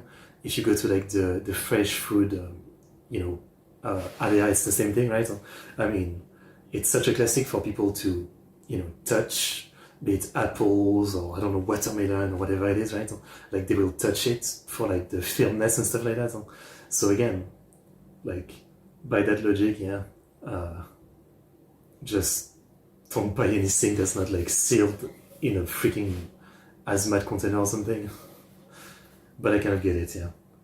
Yeah. I mean, for me, that's always the thing, yeah. Like, I haven't been to many restaurants in my life, but obviously there's always, like, you know, on the back of your mind, you know, are the workers want all my food clean? And are they actually nice to not, you know, spit in my food? That's obviously something that, like, people might be thinking about, yeah. But then I guess in a place like this, you also have to worry about the other customer, you know, doing something like this, so yeah. Fair enough, fair enough.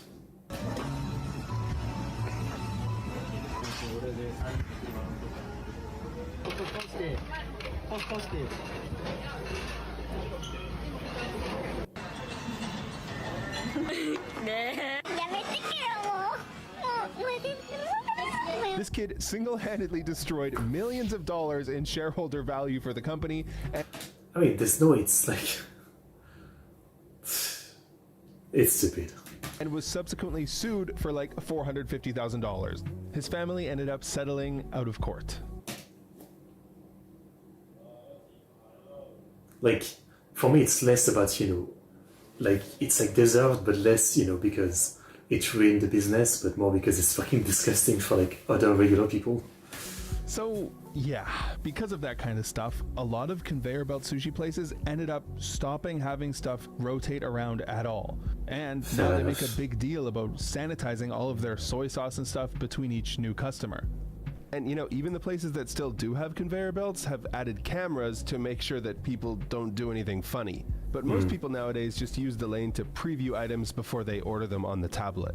So next time you're up for sushi in Japan, you probably should too. Next.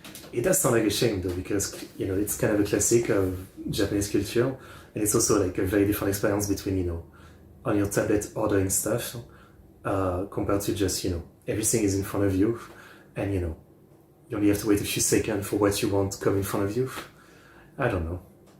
It's a shame, but it is the classic thing of it only takes a few people to ruin it for everybody, right? Not much you can do about that, yeah. So let's talk about tipping. Okay, I'm sure someone's told you this before, but you're not supposed to tip in Japan.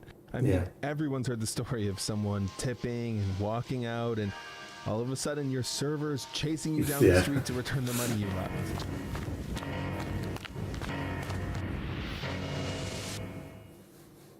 But hear me out, okay? Because this is important. Japanese people do not want tipping culture coming to Japan. Yeah, it's obviously like a bad thing. It's a rabbit hole. We all know that. I mean, in France we have tipping. Well, it's definitely far from as bad as like the US, right? I mean, the US is the example of, you know, the culture literally killing itself over it, right? I mean, you know, the more tipping culture becomes a thing, the more like the employer can justify paying like the employee like shit, and then it's a snowballing rabbit hole. In France, like, it's not as bad, I guess, but it's still, you know, if you go buy a coffee, you definitely leave like, you know, I don't know, like €1 or €2 to the server. And in restaurants, I mean, again, I guess it really speaks to how much I haven't been to restaurants. I don't remember ever tipping to restaurants, so I guess it's only like in coffee shop that I can think of it. But I don't know if it's because, like, I was supposed to tip in restaurants. I don't know. I don't know enough. I don't go outside enough. Has excellent service, perhaps the best service in the world, and they don't tip. You tipping implies that the good service they gave you wasn't already included in the price, which it was. And plus, you just kind of put them in an awkward situation. If they take the tip and put it in their pocket, someone might think they're stealing. And if they bring it in the back and ask their manager what to do with it, he'll just tell them to give it back to you. Yeah. To put it another way, Japan is known for having lots of strange and new technologies, but one they still don't have is the iPad that spins around and asks for 25%. So let's keep it that way. Disgusting. Except I kinda lied, because there is one person you're supposed to tip in Japan, and that's your landlord. But before we get to that, since I have to tip my landlord, this video is sponsored by Raycon. With Mother's Day coming up, I've been thinking about my mom. Make switching hours and will tell you that renting an apartment is a hassle. First off, a lot of places won't rent to foreigners at all. They can't explicitly write this, but they can just reject anyone who applies with a foreign name. This is so ubiquitous that places that do accept foreigners will write "foreigners allowed" on the listing as a selling point. I'm sure tons of people in the comments will have stories about trying to rent. I saw an absolutely crazy stat recently that Japan has just a little less foreigner actually living in, with citizenship than North Korea. I think it's literally like the #1 country with the most closed off to foreigner in terms of like actual living there, right? Obviously Japan is great for like tourists, but it's kind of crazy. Rent in Japan. But anyways, once you do find a place, you'll have to pay some fees. Most of which you're already familiar with, but some of which will be new to you.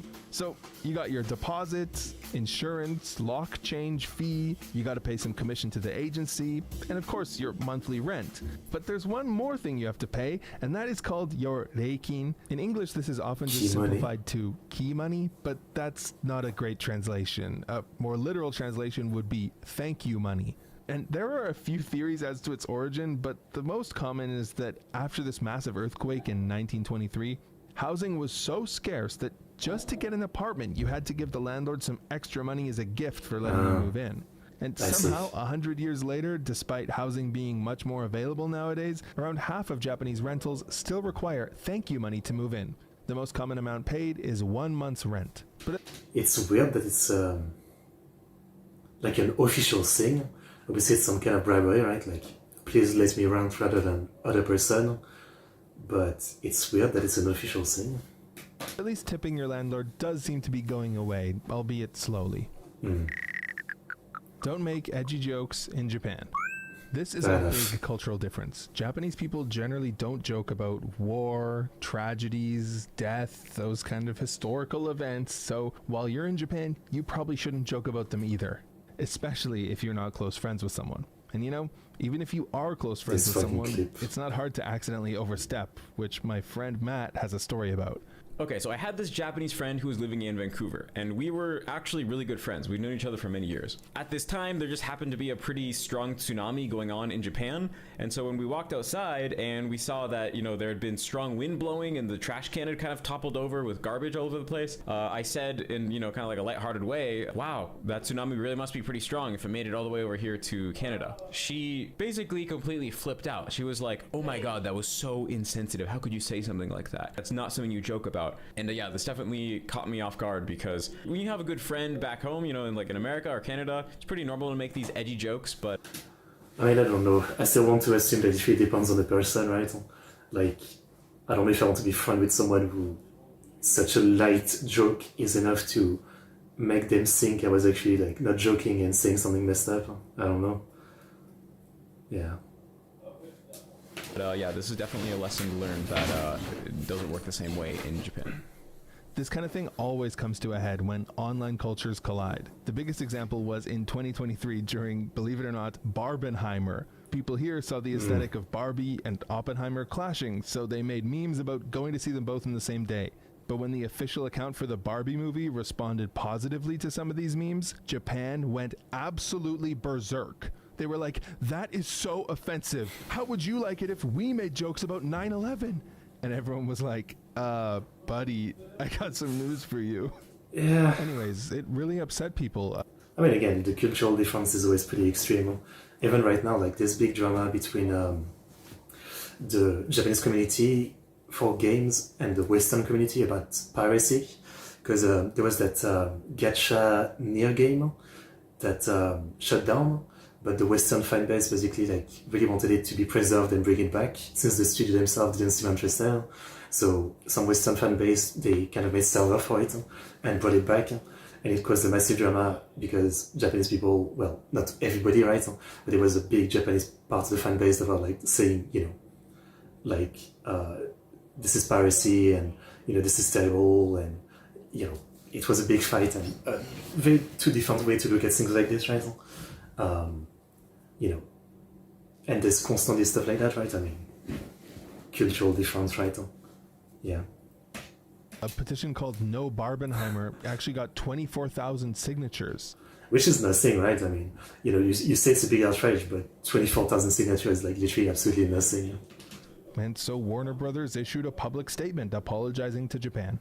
But some people still harbor resentment towards celebrities who endorse... Like most of the time, it's still just Twitter, right? Barbenheimer, like Tom Cruise, Ryan Gosling, and Emily Blunt to this day. All this to say, Japan does not have the same edgy joke culture that we have. So just don't, okay? Oh. But then you watch anime and you would think that they do right. Putting products before paying. So this one can really piss Japanese people off, and it's actually a crime. 3 different instances of foreigners doing this have gone viral in the past month alone. I mean viral in a bad way. First, we have this evil criminal.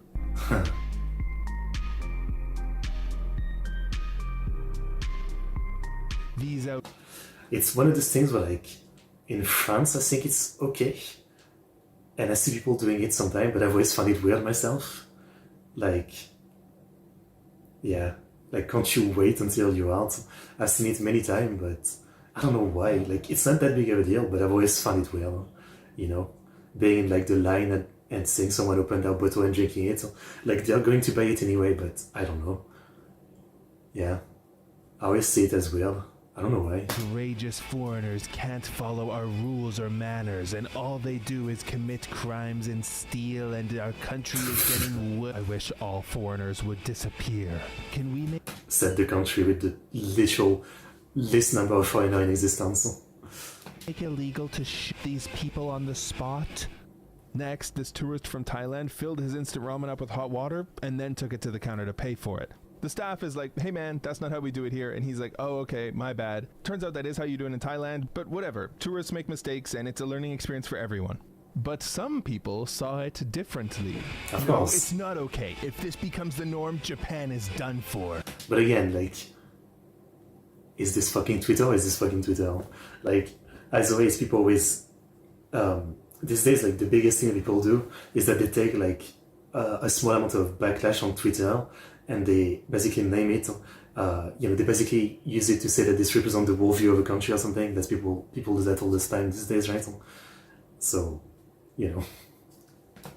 Well, since it's okay to shoot people in America, I guess we can shoot these trash too. Go back to your country or go back to the soil.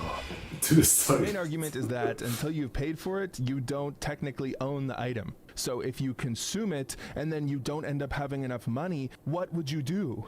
And Sure. I can understand where they're coming from, but if you think about it, that's how like every restaurant in the world works. You get your food first, eat it, and then pay after. It's not a problem. Well, there's still one more example where this guy caught Chinese people stealing electricity from the batteries in an electronics store. That was actually a nice trick. I snorted in disbelief. Chinese people are the world champions of being rotten. Japanese people have such an exceptionally high level of civility, we can't live with foreigners. Typical Chinese. The guy earlier who was, messing with the sushi was definitely not Japanese. They don't even consider that this is a serious crime, electricity theft. And the funniest part of this story is that they don't even realize this video was not filmed in Japan. It was clearly filmed in China. Anyways, moral of the story, if you're ever trying to speedrun your shopping in Japan, just know that this particular sequence break is off limit. But again, I really wonder about this in different country, yeah. Again, it just makes sense to wait like 5 minutes. Like for me, if I think about it, sometimes I take my Monster Energy and I have to wait like freaking 5 minutes in the line, but I could open it and start drinking it. But then I feel like, it's going to, if the lady at the register like grabs it and she doesn't know it's open, she might drop it. It's also like, like security might come see you because they see you like eating something not open and they might wonder like, are you stealing? I'd rather just wait. I don't know. For me, it's more like being shy kind of thing. Yeah. Illegal swim well. Hey man, you remember that crazy thing that happened at the Hotel Hot Springs? Can you talk about it? Because otherwise nobody will believe what I'm saying is true. And that's why you want me to be in this video, because we both saw the guy wearing a fucking underwear. And we're chilling in the hotel onsen. And then we saw a guy, probably American. He was chilling like in the water at first, and then suddenly he stand up. And then we saw he's wearing a fucking underwear. I was thinking like, what's his issue? Why would he not be naked, you know? Don't make this mistake, okay? This was one of the most shocking things I've ever seen in Japan. When you go to the hot springs, you need to be fully naked, okay? You clean your body fully and then you get in the communal bath. You don't wear your sweaty, gross underwear that you've been... I mean, that's obvious, but like, if you're shy, can you not wear like a swimsuit? Is that bad too? In all day into the water that everyone's sharing. This guy must have been like a never nude or something. Like, I don't know what was going on. I don't know how he didn't get the memo, but you don't want to be that guy, okay? Yeah. Blowing your nose in public. All right, so if you're in a restaurant or on the train, don't blow your nose. It's considered unsanitary. Yes, that may mean you'll be sitting there sucking in snot for an hour, but that's just how it's done in Japan. There is a bit of a debate here. On the English internet, you'll see people who live in Japan complaining about Japanese guys making snot sucking sounds for hours. But on the Japanese internet, you can find the exact opposite. Tips for living in England. Do not suck your snot. Carry tissues and blow your nose. It's actually the correct manners there. By the way, a lot of people argue that there... It's a question of logic. I don't know. That's such a weird one. Once again, you know, it seems like a twisted kind of again, form of like respect, right? This is one of the kind of like, you know, branch of like ultra respect that kind of went the wrong way, because that's weird. I mean, I feel like you're being disrespectful to other people by expecting them to not blow their nose. I mean, as long as they're doing it within a tissue, I don't see the problem, right? Okay. There's actually no stigma against blowing your nose in Japan, and this is just an urban legend. But why not err on the side of caution? I know, a bit complicated, eh? I mean, I feel like this is one of those things where, like, come on. If I need to blow my nose, I'll blow my nose. And if people look at me weird for it, they're the weird one. I don't know. I think this is one of them where, like, you know, there has to be a limit to respecting cultural differences, but let me blow my fucking nose, come on. Speaking of sighing, that's something you also shouldn't do. Here's a speed round of some small things you might mess up. So I guess I sigh a lot, and in Japan, it's a problem. You know, you just did something difficult, or you're thinking, or you're relieved, and a sigh just comes out. You're like, But in Japan, sighing is read a lot more negatively, like you're annoyed, or disappointed, or blaming the people around you. There's a common expression in Japan that's like, happiness slips away every time you... Right, I thought that's what a sigh was. Like, if I've done something and I'm like, happy to be done, it's like, you know, a big breath, like, but sighing is like, you know, like this, right? Where you do look annoyed. Yeah. I guess don't do that at work in front of your boss. Sigh. And I've actually had Japanese people confront me about my sighing multiple times. I guess you could say I'm just a sigher. Hello, sire. Eating while walking. So this one's quite debated nowadays, and personally, I haven't seen people care about it as much as they used to, but it is considered bad etiquette to eat while walking. In the past, in some other video I made, I said nobody cares anymore and you can just eat and walk if you want, but I actually got corrected by some Japanese viewers in my DM saying, no, it's still rude to eat and walk. I mean, one guy said that. Again, as always, I'm guessing like it really depends on the like who you're talking to, right? I mean, I'm sure like a 70-year-old person, maybe, yeah, but younger generation, I assume it's like, yeah, I mean, we've got places to be. Shopping streets will even have signs saying, do not eat while walking here. Pointing at people. Okay, so it's rude to point at people, you know, like this in Japan. If you need to motion towards someone, you can do it with your open hand, but don't point at them. And something to note is that if you're ever out for dinner with Japanese people, it's especially rude to point at them with chopsticks. Definitely don't do that. One thing that I've always thought is funny though is that your pointer finger is literally called your hitosashi yubi. But whatever, I mean, nobody's applying medicine with their kusuri yubi either, so... Passing things with chopsticks. Okay, so yeah, there are a lot of rules about chopsticks, but don't do this either. This has extremely negative connotations because it's done at like funerals, I guess. But anyways, yeah, just don't pass things between chopsticks. Okay. Sitting there passively waiting for your server. When you're at a restaurant in Japan and you're just sitting there, if you don't actively call your server over, they might not know that you need them. So you should put your hand up and yell "Siyasen," or you should press the button on your table if there is one. So now that's something to know, yeah. In France, you would definitely just wait for the server to come to you when they have time. Like they just notice that you've got nothing, so they know you're a new customer and they come to you. Yeah. Something useful to know is that if your table is serviced by a tablet, which is more and more common recently, there will be a yobidashi button on the tablet, so just press that. Don't be afraid to use it. It's not rude and you're not being a Karen. It's completely normal. Okay. Asking for tons of customizations. So back home, you might order something and be like, "Ooh, I know it's not on the menu, but can I get it with no onions and a gluten-free bun and sauce on?" I mean, I feel like that's not just in Japan, right? In every country, I'm sure like service staff probably hate it. Even if you're doing for someone who's actually, intolerant or maybe allergic to a bunch of stuff, it probably still annoys you, right? Because, it makes the process much more complicated for one customer.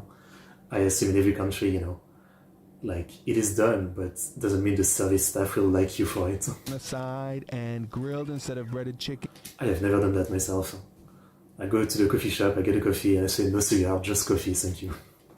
And light on the tomato, and the employee will have to accommodate you. But that kind of stuff is not common in Japan, and they will find you very annoying. Maybe you can ask for like one thing, like, "Oh, no fish flakes, please," or "I'm allergic to onion, so no onion, please." But come on, man. I mean, I've been a server. I know how annoying it can be to have the customer ask for 5 different customizations, and if you mess any of them up, they're super mad at you. Honestly, Japan is based for this. Order what's on the menu, they've already perfected it, and accept what you get. Trying to take your leftovers home. Where I'm from, if you go out to eat and you don't finish your meal, you just ask for a box and take it home. But in Japan, most restaurants will not allow that. Again, I have too little experience in France with a restaurant to tell you. I don't think it's a thing though. But if you ask, maybe they would do it. But for the few times I've been to a restaurant, I've never thought about it, and I've never seen anyone do it. I don't really think it's a thing. Like obviously if you go to, fast food, you can take your stuff home, yeah, but an actual restaurant, I don't know.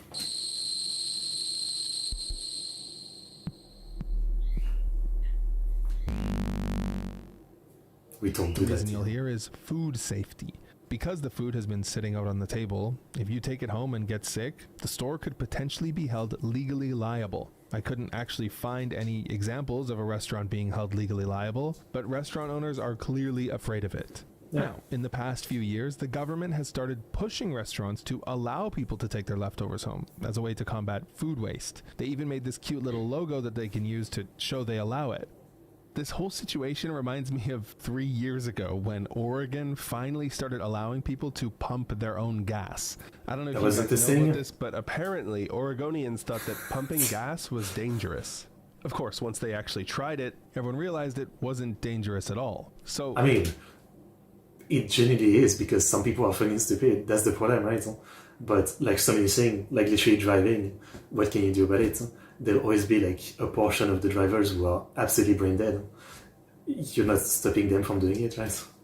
You're not stopping people from like, using gas in their home for like cooking, technologically advanced, but culturally being regressive. More than any government intervention or cute logo, that's probably what it's going to take. Once people actually start taking their food home, they'll realize it's perfectly safe. Now, will that actually happen? I don't think so, but maybe. We'll see. Accidentally pressing the emergency button.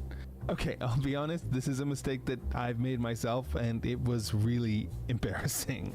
So in 2014, I was out with my Japanese friends in Nara, and I stopped to use the toilet. One thing you should know about public toilets in Japan is they will condition you to look everywhere for the elusive flush button. Yeah, the flush button can take many forms. Okay. Sometimes it's on the toilet, oftentimes it's on the bidet panel, and other times it's a button on the wall. Basically, these buttons can take many forms, and there's not much consistency between them. Just for me, there's actually a girl on Japanese Twitter who documents all the different flush buttons she sees. But anyways, as you might already be able to guess, I wasn't even thinking, and I just pressed the emergency button. Next thing I knew, a loud siren was playing, and an older lady had come over panicked to check on me and make sure I was okay. It was so embarrassing. That's nice that there's even a fucking emergency button.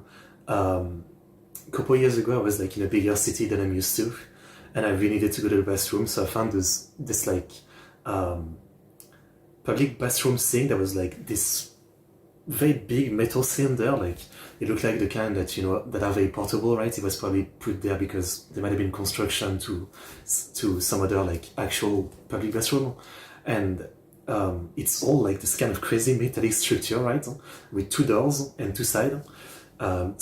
So to get in, you know, there's like color stuff with like button red and green if there's someone inside. So like it's very technological too. So like I press the button, I get in, and inside it looks like, you know, there's only like a bit of light.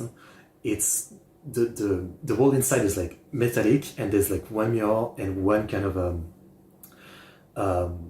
like one bathroom and one very simple metallic kind of washing hand thing, and I do my business, but then I can't get out, and also like the entire is all wet because I guess after everybody, like after every passage of someone, the thing kind of like has a sprinkler system or something, so the inside is all wet and dark and damp, and yeah, I was like inside and I couldn't open the door for some reason.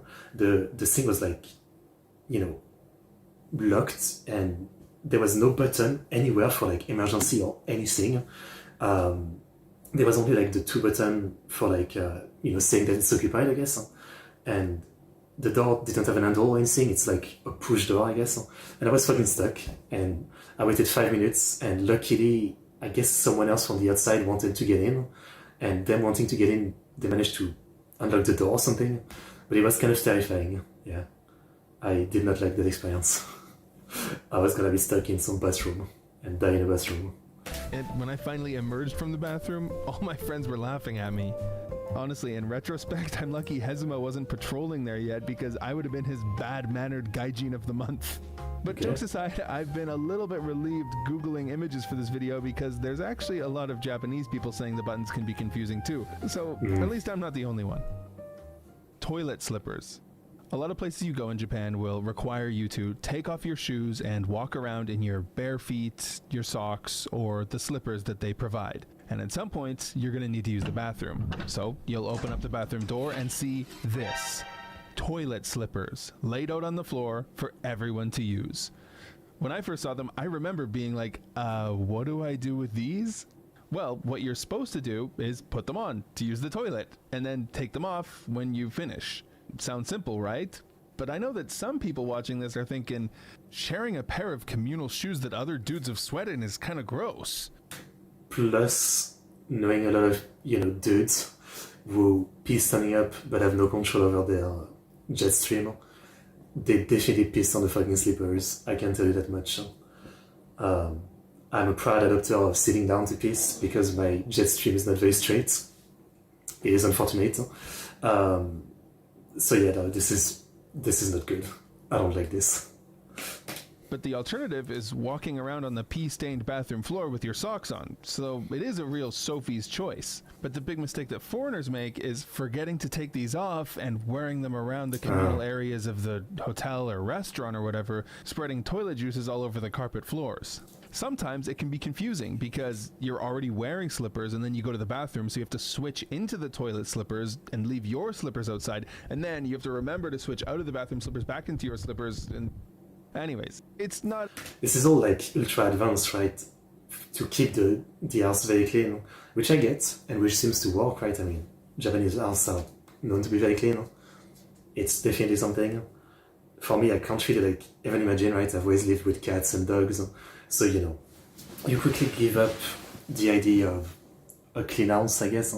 Like it's relatively clean for having animals, and so at some point you also kind of give up, you know, taking off your shoes. I mean, I don't constantly walk around the house with my shoes, but you know, I'll do it for a bit while I'm doing some stuff or going out, and you know, not really care that much.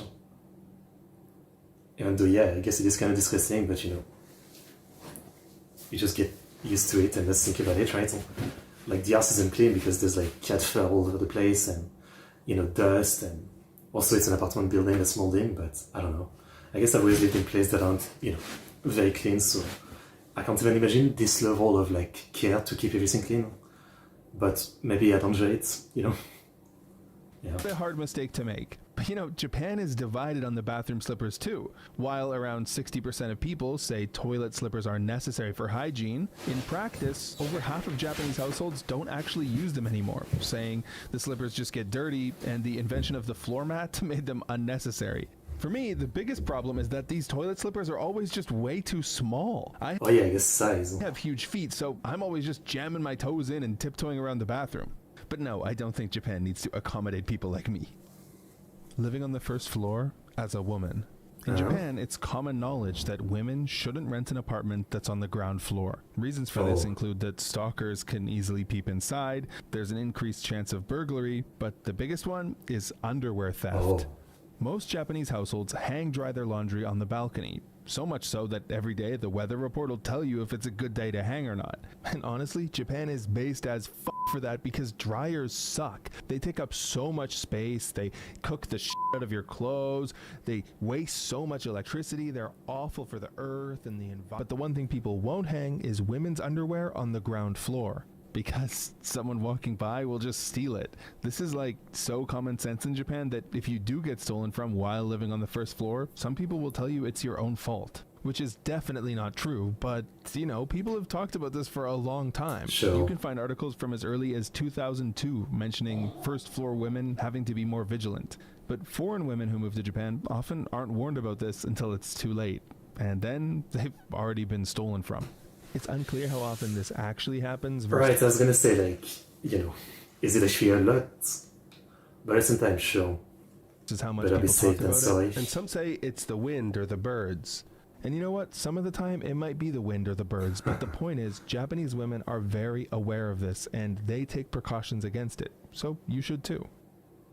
I mean, it's not surprising. Again, we know Japan has a lot of problem with stuff like this, to the point where, you know, for example, on train, right, with the chicken stuff, they have to have like women-only cars and stuff like that. So fair enough.